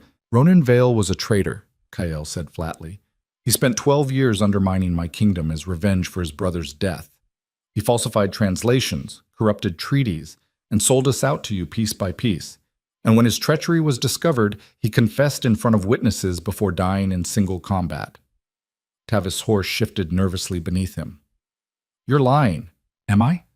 Ask your own commanders. Ask them if Ronan Vale ever contacted them directly. Ask them if he promised them an easy conquest. Ask them how a translator's death and a servant girl's appearance could unravel years of careful planning. Kael leaned forward in his saddle. The only people lying here are the ones who convinced you this was legal. We have 15,000 soldiers, and we have the truth. We have fortresses you don't actually control. We have supply lines you can't access.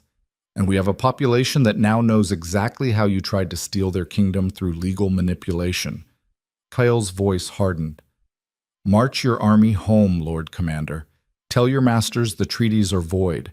Tell them if they want this territory, they'll have to take it by force, and we'll make them bleed for every mile. You're declaring war. No. You declared war when you tried to conquer us through fraud. I'm just refusing to make it easy for you. Tavis sat perfectly still for a long moment. Then he said, The council will not accept this. The council can try explaining to their own people why 15,000 soldiers are dying in foreign territory over treaties that were invalid from the start. How long do you think that'll take? How many of those soldiers will desert when they realize they're fighting for a lie? You presume too much. I presume you're smarter than your masters, that you can see the difference between a legitimate campaign and a doomed gamble. Kael gestured at the army behind Tavis. Those soldiers trust you to lead them wisely. Are you going to march them into a meat grinder over paperwork? Tavis' helm turned, looking back at his own forces. Lyra could almost see the calculation happening behind the golden scroll work. We will withdraw, he said finally, but only to consult with the council. This is not over. Fair enough? But next time you come with an army, make sure you're actually entitled to what you're claiming. Otherwise, you're just invaders, and we kill invaders. Tavis jerked his horse around and rode back toward his lines without another word. Kael watched him go, his expression unreadable. Then he turned to Lyra. Well done. I just quoted the code. You just made a professional soldier doubt his own mission using nothing but knowledge and confidence. That's not just anything. Kael turned his horse. Come on, let's see if it worked. They rode back to their own lines in silence. Behind them, the Eastern army remained motionless, banners snapping in the wind, waiting. By midday, scouts reported movement in the Eastern camp.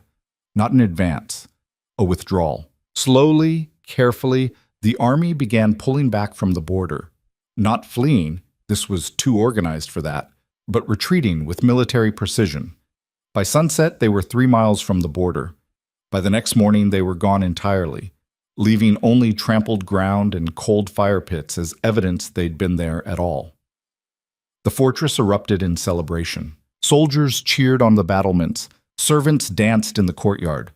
Nobles who'd been demanding Lyra's head the day before now nodded to her in grudging respect when she passed in the corridors.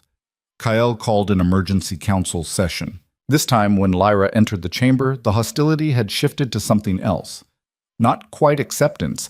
She could still see calculation in their eyes, but recognition. They couldn't dismiss her anymore. She'd stood before an enemy army and made them retreat with words. That commanded respect, whether they liked it or not. "The Eastern Lords have withdrawn," Kael announced. "For now. They'll regroup, consult with their council, possibly try again. But we've bought time." "Time for what?" Lord Brennan asked. He looked older than he had a week ago, the stress carving new lines into his face. Time to rebuild. Time to secure actual alliances instead of fraudulent ones. Time to make sure this never happens again. Kael looked around the table. "We were vulnerable because we relied on one translator, one man whose death or corruption could undermine everything. That changes now." "How?" someone asked. "We train more translators. We establish a school dedicated to ancient languages, starting with Velrothis. We make this knowledge accessible so it can never be weaponized against us again." "That will take years." "Then we start now." Kael gestured to Lyra. "Our royal translator will oversee the program. She'll select students, develop curriculum, ensure the language is taught properly.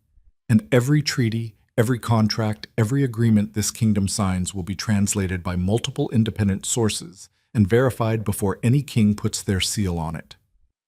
Murmurs around the table, some approving, some skeptical. "In the meantime," Kael continued, "we renegotiate with our neighbors. Honest terms this time. Fair agreements that don't hide traps in ancient grammar. We rebuild our reputation as a kingdom that keeps its word, because our word will actually mean what we say it means." "And if the Eastern Lords return with a larger army," Brennan pressed, "then we fight. But we fight from a position of strength, with fortifications they don't have legal access to, with supply lines they can't claim rights over, and with a population that knows exactly what they're fighting against." Kael's eyes swept the council. "We were nearly conquered by paperwork. We won't make that mistake again." The session lasted 3 more hours, dissolving into debates about military readiness, diplomatic outreach, and economic recovery. Lyra sat through most of it in a daze, still processing the fact that she now had a title, authority, and responsibilities that extended far beyond translating documents in a closet-sized room. When it finally ended, she fled to the battlements, needing air and space to think.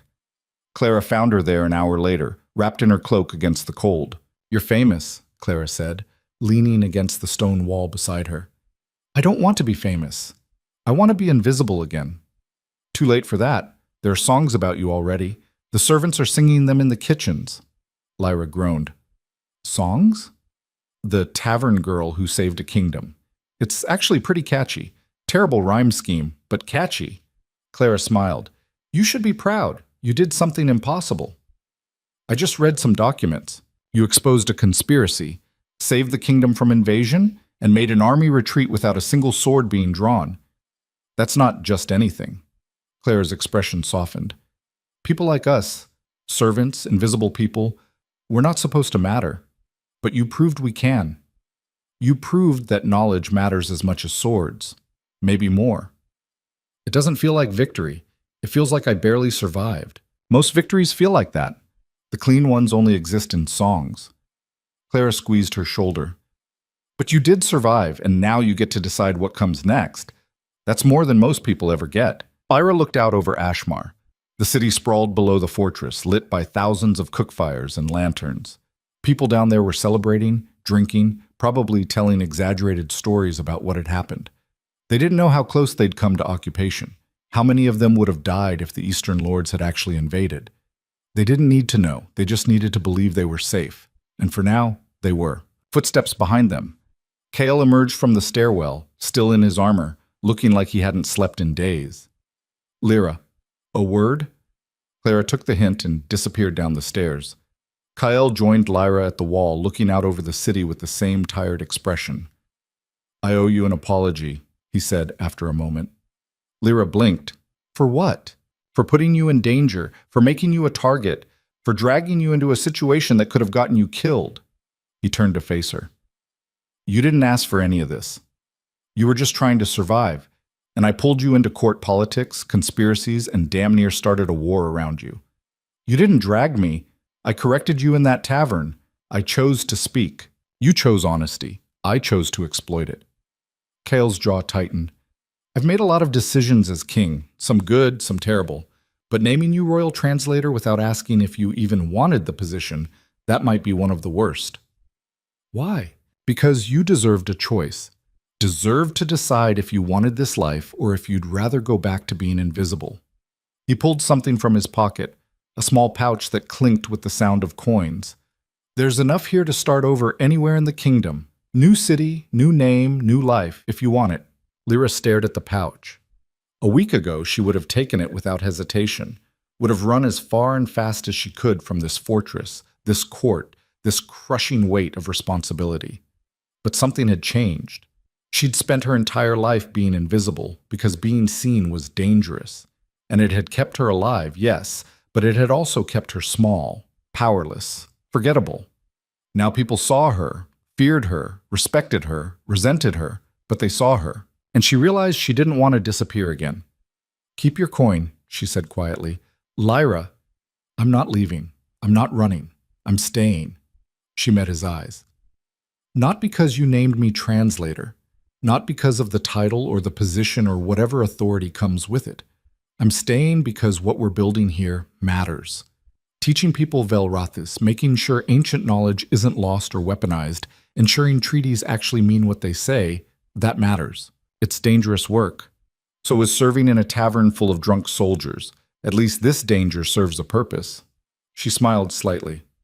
Besides, someone has to make sure you don't sign any more fraudulent treaties. Might as well be me.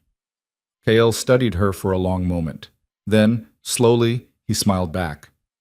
You're either very brave or completely insane.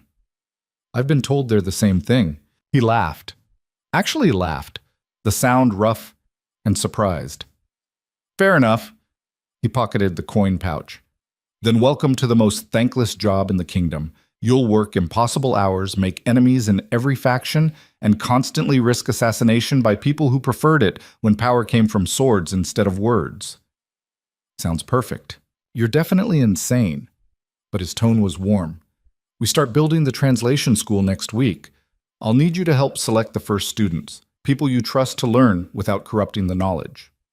That's a tall order. You'll figure it out. You figured out everything else. Kale turned to leave, then paused. One more thing. The nobles are planning something.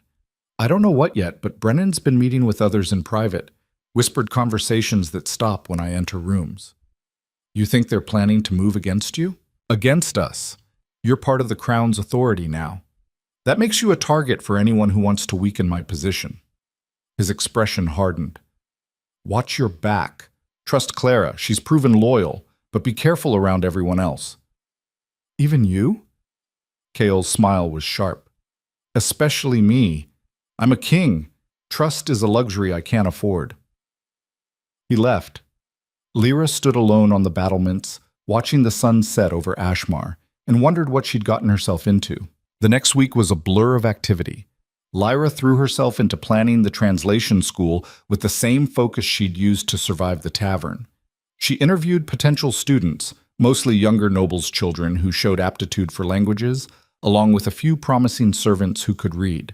She designed curriculum based on how her mother had taught her, emphasizing precision and context over memorization, and she dealt with the politics. Because Kael had been right. The nobles were moving. It started subtly. Invitations to dinners that never quite materialized. Conversations that ended when she approached. Small slights designed to remind her she wasn't one of them, would never be one of them, no matter what title the king gave her. Then it escalated. Someone started a rumor that Lyra had fabricated the conspiracy, that Ronan had been innocent, and Kael had killed him based on lies. The rumor spread through the servant quarters like fire through dry grass. Claire confronted Lyra about it one evening. People are talking, saying you manipulated the king, that you're dangerous. Do you believe them? No. But I'm not the one you need to convince. Clara lowered her voice. Lord Brennan is gathering signatures. A petition to the king requesting your removal as royal translator on grounds of... She pulled out a crumpled piece of parchment. insufficient noble birth, questionable loyalty, and potential threat to crown stability. Lyra read the document, her stomach sinking. 20 signatures already, more than a third of the noble council. What do I do? Prove them wrong, publicly, undeniably. Claire's eyes were fierce. You saved this kingdom once. Do it again. Make them see you're not a threat. You're the reason they're still free. But how? The answer came 3 days later in the form of an ambassador. The Eastern Lords sent a delegation under flag of truce, requesting formal negotiations. They wanted to discuss the voided treaties, establish new agreements, and reading between the lines, save face after their army's embarrassing retreat. The council erupted in arguments when Kael announced it. We can't negotiate with them. We have to show strength. This is a trap. Kael let them argue for exactly 1 minute. Then he said, we negotiate, but on our terms, in our fortress, with full transparency. Transparency? Brennan scoffed. These are delicate diplomatic matters, which is exactly why they'll be witnessed by the full court. Every noble, every advisor, every person with a stake in this kingdom's future will attend the negotiations, and every word will be translated publicly by our royal translator. Kael looked at Lyra. Let them see how treaties are really made. Lyra's heart hammered. You want me to translate in front of the entire court? I want you to show them what honest diplomacy looks like. No hidden clauses, no linguistic tricks, just clear, accurate translation that everyone can verify. He smiled. Think you can handle that? It was a challenge, a test, and an opportunity. Yes, she said. The negotiations took place in the Great Hall, transformed into something between a throne room and a theater. Nobles filled benches along the walls. Servants crowded the back. Even common citizens had been allowed in, packing the space until it felt like the entire kingdom was watching. The Eastern delegation sat at a long table opposite Kael and his advisors. Lord Commander Tavist was there, his ornate helm replaced by a stern face that looked like it had forgotten how to smile. Beside him sat 2 other Eastern lords dressed in fine robes, their expressions carefully neutral. And at a smaller table positioned between them, visible to everyone, sat Lyra. She'd never felt so exposed. Tavist opened with formal greetings in Velrathis, a calculated move designed to demonstrate their own expertise with the ancient tongue. Lyra translated aloud. Greetings to the Northern King and assembled court. We come in peace, seeking resolution and mutual benefit. Kael responded in the common tongue, which Lyra then translated into Velrathis for the Eastern delegation. Back and forth they went, proposals and counter-proposals, all of it filtered through Lyra's voice.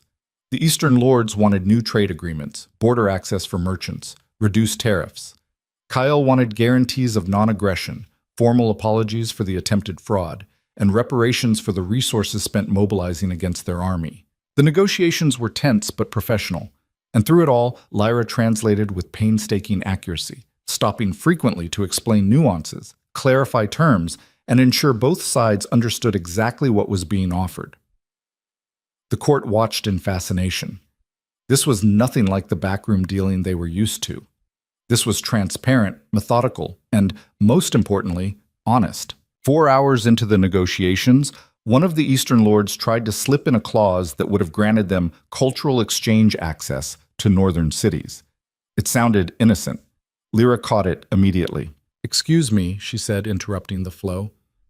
Lord Kael, the phrase they just used, Horval Nethrin Shalmek, doesn't mean cultural exchange. In Velrathis, it specifically means right of settlement for cultural preservation purposes. They're asking for permission to establish permanent communities in our cities.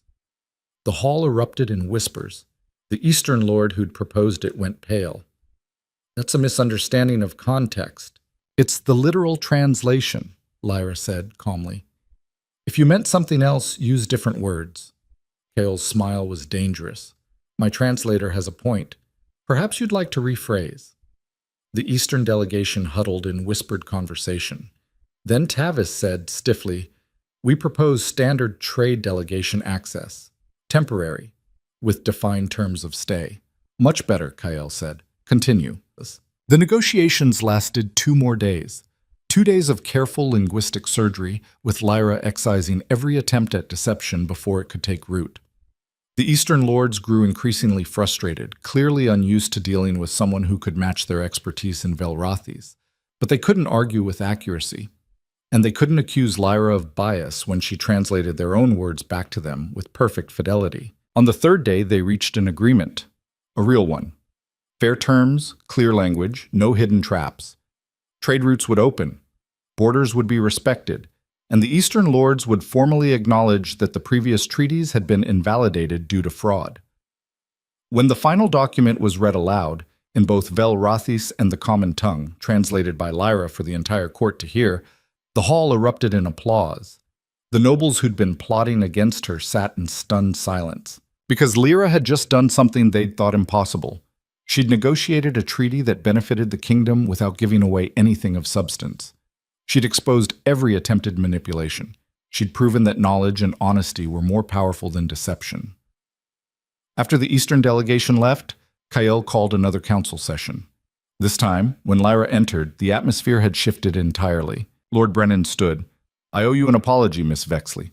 I doubted your abilities and your loyalty. I was wrong." Other nobles murmured agreement. Kale looked satisfied. "I believe there was a petition being circulated, requesting the royal translator's removal." Brennan had the grace to look embarrassed. "Withdrawn, Your Majesty, unanimously." "Good, because I have a new proposal." Kale stood. "Lyra Vexley has proven her value to this kingdom beyond any doubt. She's earned not just a title, but a voice. I'm granting her a permanent seat on this council, full voting rights, equal authority to any lord present." The hall went silent. A commoner. On the noble council. It was unprecedented. "Your Majesty," someone ventured, "the traditions?" "The traditions nearly got us conquered," Kale said flatly. "New world, new traditions. Anyone who disagrees can challenge my decision. Formally. In single combat. I'm accepting challengers." No one moved. "Excellent. Then it's settled." Kale looked at Lyra. "Welcome to the council, Lady Vexley." "Lady." Lyra's head spun. She'd gone from invisible tavern girl to nobility in less than 2 weeks. It should have felt like victory. Instead, it felt like she'd just painted a target on her back that would never fade. But as she looked around the council chamber, saw the mixture of respect, resentment, and calculation in the nobles' eyes, she realized something. She didn't need them to like her. She just needed them to see her. And they did. They finally, undeniably, did. The first assassination attempt came 3 weeks after Lyra joined the council. She was walking back to her chambers after a late session reviewing trade proposals when she heard the footsteps behind her. Not the measured pace of guards or the shuffle of servants. Something quicker, more purposeful. She didn't turn around, didn't run. Instead, she kept walking at the same steady pace and said, loudly enough to carry, "If you're going to kill me, at least have the courage to do it face to face." The footsteps stopped. Then a voice, young and uncertain. I wasn't." Lyra turned. A boy stood in the corridor, maybe 16, holding a knife like he wasn't quite sure what to do with it. His hand shook. "Who sent you?" Lyra asked. "No one. The boy's voice cracked. "You don't belong here. You're a servant pretending to be a lady. You're making a mockery of everything noble families stand for." "So you decided to stab me about it?" He looked at the knife in his hands like he'd just realized it was there. "I wanted to scare you, make you leave, go back to where you came from." Lyra studied him, young, privileged, probably from a minor noble house that had lost influence when Kyle started promoting based on competence instead of bloodline. Not dangerous, just desperate and stupid. "What's your name?" she asked. "Why does it matter?" "Why?" "Because I'm deciding whether to report you to the king or handle this myself. Your name might influence that decision." The boy paled. "Corvin. Corvin Brennan." Of course. Lord Brennan's nephew. The old guard trying to reclaim power through intimidation. "Listen to me, Corvin." Lyra stepped closer. The boy flinched but held his ground. "I understand why you're angry. The world is changing, and change is frightening. But threatening me won't stop it. It'll just get you executed for treason. Is that what you want?" "I want things to go back to the way they were." When nobles had all the power and everyone else was invisible? When a corrupt advisor could sell out the kingdom and no one could stop him because knowledge was locked away? Lyra shook her head. That world nearly destroyed us. I'm not letting it come back. You're nobody. I'm the royal translator, a member of the king's council, and I earned that position by saving this kingdom from invasion. What have you done lately besides wave a knife at people in dark hallways? Corvin's face flushed. For a moment, Lyra thought he might actually attack. Then the knife clattered to the floor and he ran. She picked up the blade, weighed it in her hand, then continued to her chambers. She didn't report the incident, but she started carrying the knife.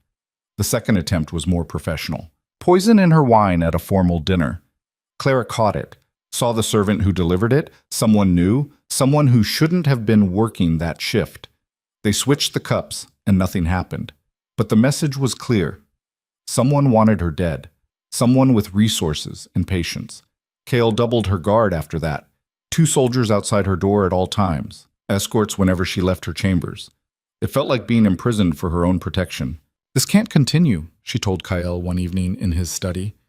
I can't live like this. Always looking over my shoulder, always wondering if the next meal is going to kill me. Then we find whoever's behind this and end them. You think it's Brennan? I think Brennan is too smart to try something this obvious. This feels like someone trying to frame him, make me purge my own counsel while the real enemy stays hidden. Kale rubbed his face tiredly. I've been a soldier. I know how to fight enemies I can see. But this? Shadows and poison and whispers? This is harder. Welcome to politics. I hate politics. So do I, but we're stuck with them. Lyra hesitated, then said, There's another option, which is make me so valuable that killing me would be worse than letting me live. Make my knowledge, my skills, my position so integral to the kingdom that anyone who removes me damages the entire system. Kyle looked at her. You want to make yourself indispensable. I want to make knowledge indispensable. Me, specifically? I'm replaceable. But what I represent? The idea that power should come from competence and truth instead of just bloodline and violence, that's what we need to protect. By doing what? By opening the translation school to everyone. Not just nobles' children, everyone. Servants, merchants, farmers, anyone who can read and wants to learn. Make Velrothes accessible. Make it so common that no one can ever weaponize it again. Kyle was quiet for a long moment, then he smiled. The nobles will hate that. I know. They'll fight it, argue it debases the ancient knowledge, makes it worthless. Knowledge doesn't become worthless when more people have it. It becomes powerful. You're going to start a revolution. I'm going to finish one. You started it when you took the throne. When you killed your father and broke the old system. I'm just making sure the new one actually works. Kale stood, walked to the window, and looked out over the fortress. If we do this, if we really open the school to everyone, there's no going back. The entire structure of noble privilege gets undermined. Some families will lose everything they think defines them. Good. Let them find new things to define themselves with, like actual accomplishments instead of inherited titles. He laughed. You sound like a revolutionary.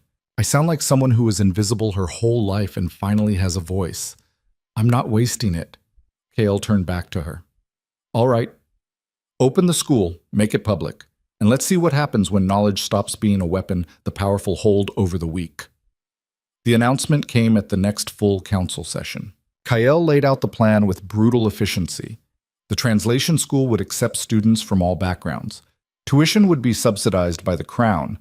Graduates would be certified as official translators, able to work for any noble house, merchant guild, or government office. The council erupted. This is insanity, Jate. You're destroying centuries of tradition. Common people learning Velrothes? Next you'll be teaching them statecraft. Actually, Kale said calmly, that's phase 2. But let's not get ahead of ourselves. Lord Brennan stood, his face carefully neutral. Your Majesty, with all respect, this will create chaos. Ancient languages require years of study, discipline, understanding of context and history. You can't just throw open the doors and expect quality translators to emerge. Why not? Lyra asked. She'd been quiet until now, letting Kyle take the lead. But this was her area. I learned Velrothes from my mother, who wasn't noble, wasn't educated by royal scholars, wasn't anything except a woman who valued knowledge. If she could teach it to a child working in a tavern, why can't we teach it to anyone else who wants to learn? Because not everyone has the capacity. Because not everyone has had the opportunity, Lyra corrected. Intelligence isn't limited to noble bloodlines, Lord Brennan. Neither is dedication or aptitude. The only thing limiting who can learn is who gets the chance. And if they misuse the knowledge, use it to forge documents, create fraudulent contracts, then we prosecute them. Same as we'd prosecute a noble who did the same thing. Or did you think nobility made someone immune to fraud? Lyra's voice hardened. Ronan Vale was nobility. He had every advantage, every opportunity, every privilege, and he used all of it to betray this kingdom. So forgive me if I don't think bloodline is a guarantee of virtue. Silence. Brennan sat down, his expression unreadable. Another noble stood. The cost alone will bankrupt the treasury. Actually, Kael said, we've run the numbers. The school will cost less than maintaining one military fortress, and the return on investment, having reliable translators who can prevent another fraudulent treaty situation, far exceeds the expense. You've already decided this, someone accused. Yes. This isn't a debate. It's an announcement. Kael's voice was iron. The school opens in 3 months. Lady Vexley will oversee curriculum and admissions. Any noble house that wants to contribute resources or sponsor students is welcome to do so. Any house that tries to sabotage it will be considered enemies of the crown. Are we clear? No one argued, but Lyra could see the resentment in their eyes, the fear. Because this wasn't just about a school. It was about power shifting away from them and toward a broader population they couldn't control. They'd fight back. Somehow. Eventually. She just had to be ready when they did. The attack came during the school's opening ceremony. 3 months of preparation, 3 months of interviewing students and developing lesson plans and fighting off subtle attempts at sabotage. 3 months of Lyra barely sleeping, constantly watching for the next assassination attempt, the next political maneuver. But they'd made it. The school was ready. 20 students, half from noble families, half from common backgrounds, stood in the newly constructed building on the fortress grounds, ready to begin learning Velrothis. The ceremony was simple. Kael would say a few words. Lyra would welcome the students. Then lessons would begin. They never got that far. Halfway through Kael's speech, a commotion erupted at the back of the crowd. Shouts, the clash of steel. Armed men burst through the gathered crowd, not soldiers but mercenaries in mismatched armor. 20 of them, maybe more, moving with the coordination of professionals. They weren't targeting Kael. They were targeting the school building. "Fire!" someone shouted. The mercenaries hurled torches through the windows. Flames caught immediately. They doused the interior with oil beforehand. Within seconds, the building was engulfing in fire. The students screamed, scrambling away from the heat.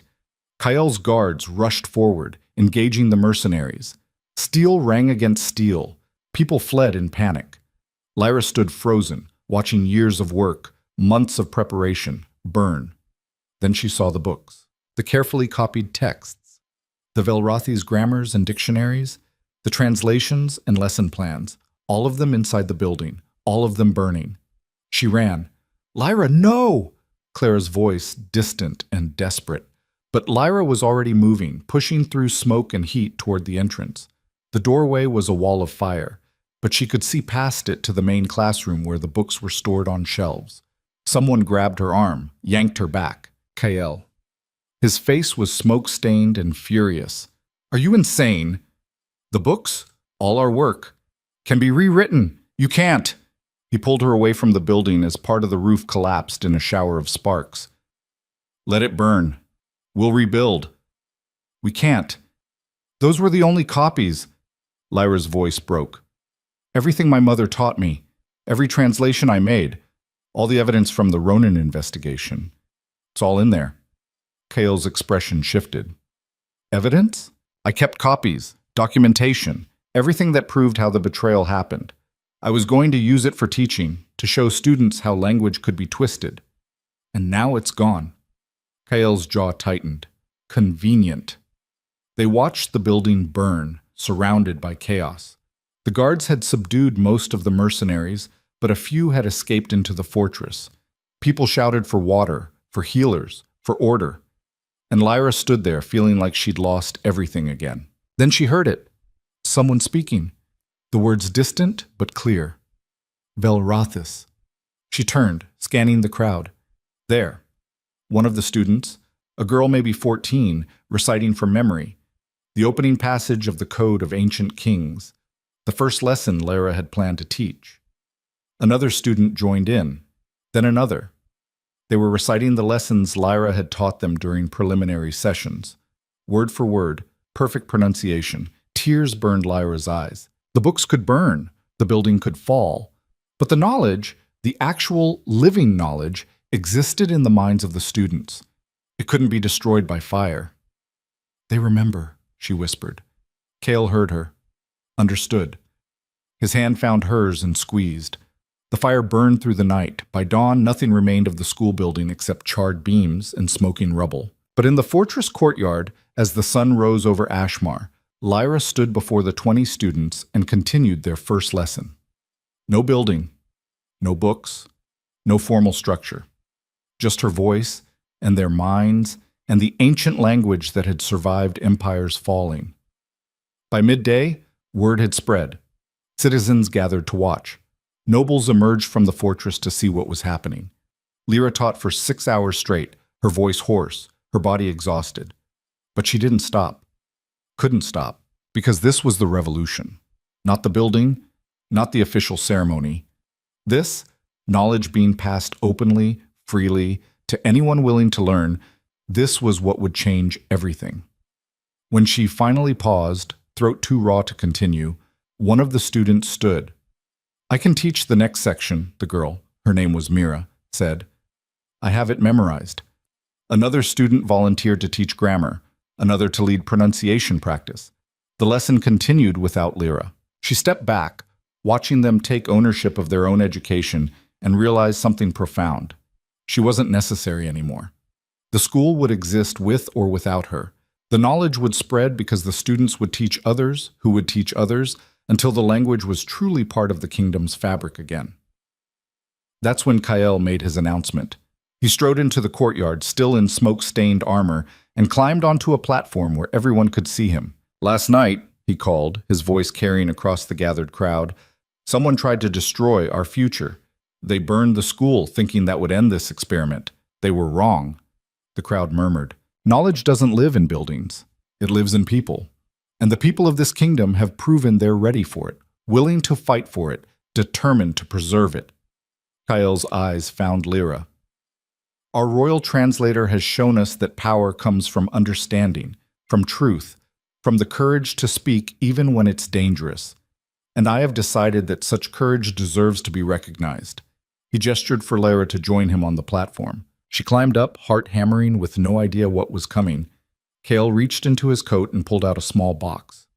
When he opened it, Lyra saw a ring, not ornate, but solid and well-made, bearing the royal seal.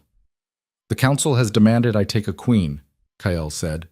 They've paraded eligible noblewomen before me for months, each one chosen for political advantage, family connections, strategic alliances, each one representing the old way of doing things. He held out the ring. I'm choosing a different way. Lyra Vexley, you've proven yourself in every way that matters. You've saved this kingdom with nothing but intelligence and courage. You've rebuilt systems that were broken. You've given voice to people who had none. And you've done it all while facing enemies who wanted you silenced. His voice softened. I'm not asking you to be a political pawn.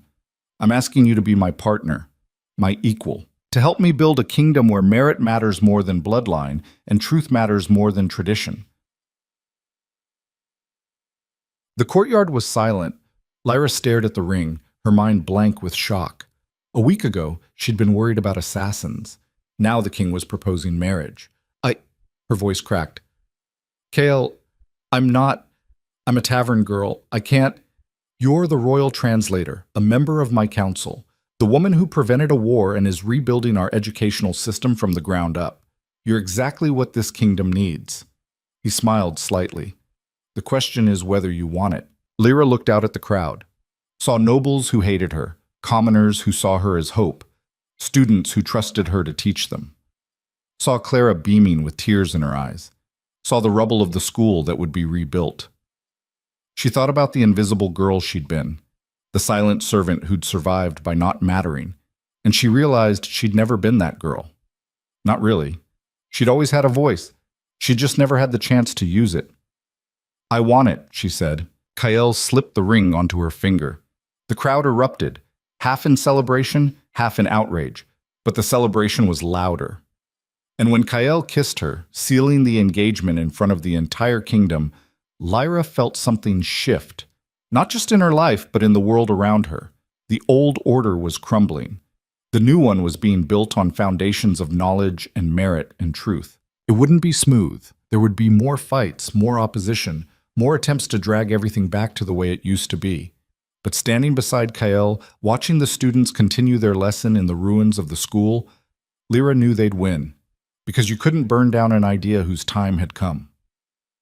The wedding took place 3 months later in the Great Hall of Draven's Keep. Lyra wore a dress that was beautiful but practical, designed more for movement than display. Her mother's silver pendant hung at her throat, the only jewelry she wore besides the engagement ring. The ceremony was conducted in both the common tongue and Velrathis, translated by Mira and 3 other students who'd progressed far enough to handle the formal language. Lyra had insisted on that, making the wedding a demonstration that knowledge was no longer locked away, that anyone could access the ancient words if they put in the work. When it came time for vows, Kael spoke first. "I swear to honor you as my equal, to trust your wisdom, and to build a kingdom worthy of your courage." Simple, direct, very Kael. Lyra took a breath.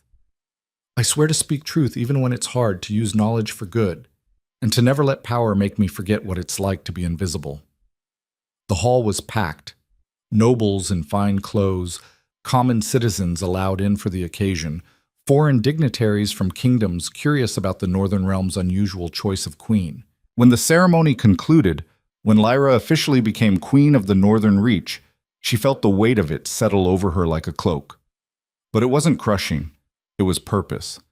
The celebration lasted 3 days, and on the 4th day, Queen Lyra Vexley returned to the rebuilt school, bigger now, with space for 100 students, and taught her first lesson.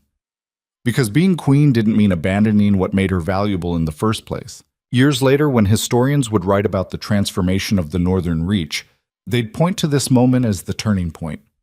When a kingdom that had ruled through violence and tradition began ruling through knowledge and merit. They'd call it the Velrian Revolution, named after the ancient language that sparked it. But Lyra always thought of it differently. It wasn't a revolution. It was just what happened when you gave people who'd been invisible a chance to be seen. When you armed them with knowledge instead of swords. When you built power on truth instead of deception. The school grew. Within 5 years, there were branches in every major city. Within 10, every child in the kingdom learned basic Velrathis alongside the common tongue. Treaties became transparent. Contracts became clear. The kind of conspiracy Ronan had orchestrated became impossible because too many people could read the language to hide traps in it. Other kingdoms noticed. Some adopted similar systems. Others clung to the old ways and slowly collapsed under the weight of their own corruption. The Northern Reach thrived, and at the center of it all was a woman who'd started as a forgotten servant and ended as a queen who'd reshaped the world. Lyra never forgot where she came from. She kept the old book her mother had given her in her chambers, its pages more fragile with each passing year. Sometimes she'd read from it, remembering the lessons learned in secret, the fear of being discovered, the weight of carrying dangerous knowledge alone. But she didn't have to carry it alone anymore. Kael stood beside her as partner and equal, ruling with the same direct honesty that had drawn them together. They argued frequently about policy, about priorities, about the pace of reform, but they never lied to each other. Truth had saved them. They wouldn't abandon it now. On her 10th anniversary as queen, Lyra stood before the newest class of translation students and told them her story. About being invisible, about correcting a king, about discovering conspiracy and surviving assassination attempts and learning that courage wasn't the absence of fear, but the willingness to act despite it. "You all come from different places," she told them. "Noble families and common homes, cities and farms, rich backgrounds and poor ones. But here, in this school, none of that matters. What matters is whether you're willing to learn, whether you're willing to use knowledge responsibly, whether you're willing to speak truth even when it's dangerous. She looked around the room, seeing herself reflected in their faces. Young people hungry for opportunity, desperate to matter, ready to prove themselves. The world will try to make you small, she said. It will tell you that people like us don't belong in places of power, that we should stay invisible, stay silent, know our place. Don't believe it. You belong anywhere your knowledge and courage can take you. And if someone tries to stop you, correct them. The students laughed, recognizing the reference to her first meeting with Kael. Learn, Lyra continued. Grow. Use what you learn to make the world better. And never forget, knowledge is power, but only if you have the courage to use it. She dismissed the class and walked through the fortress to the battlements where she'd stood so many times before. The city sprawled below, prosperous and growing. In the distance, she could see the border where the Eastern Army had once threatened invasion. Peaceful now, secured by honest treaties instead of fraudulent ones. Clara joined her, older now but still sharp-eyed and quick-witted. She'd risen to become the fortress's head administrator, managing everything Lyra and Kael were too busy to handle. Thinking about the old days, Clara asked, wondering if I ever really was that girl in the tavern. It feels like a different life. It was a different life. You built a new one. Clara smiled, and you dragged the rest of us into it, whether we were ready or not. Regret it?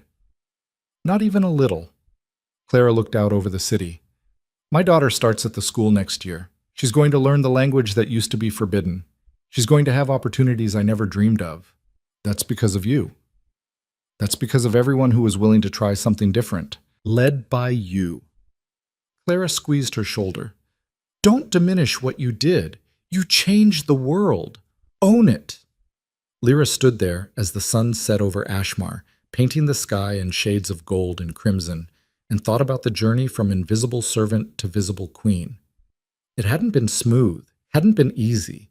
There had been moments when death felt closer than survival, when giving up seemed smarter than fighting on. But she'd spoken anyway. Had corrected a king in a language no one thought she knew, had exposed conspiracy and survived betrayal and rebuilt a system from smoking ruins. And in doing so, she'd proven that power didn't require violence or noble blood or ancient privilege. Sometimes it just required the courage to speak truth when everyone else stayed silent. She touched the ring on her finger, symbol of position and partnership and a promise to never stop fighting for the kingdom she'd helped reshape. Behind her, Kael emerged from the fortress, drawn by the same sunset that had captured her attention.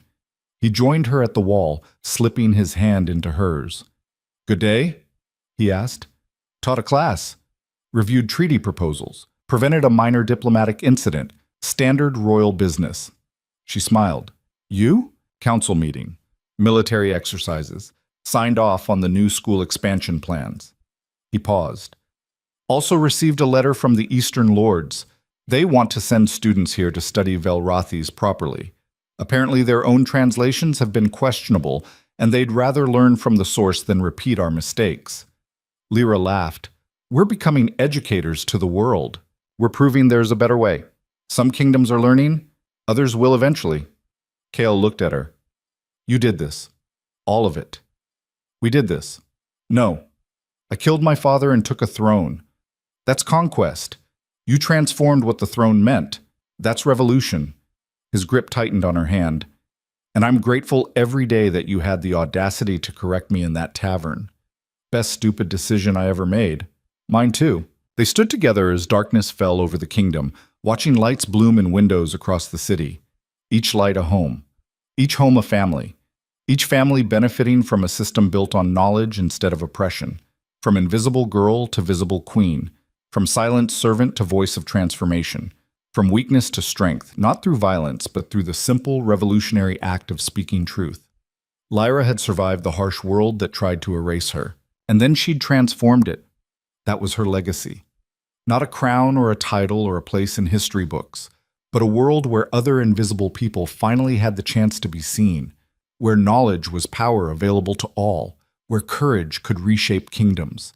And standing on those battlements, hand in hand with the king who'd become her partner, Lyra knew with absolute certainty that she'd never be invisible again. not because of the crown, but because she'd finally learned to speak, and once you find your voice, no one can take it away. The story of the invisible girl who heard too much had become the story of the queen who changed everything. And it was only just beginning.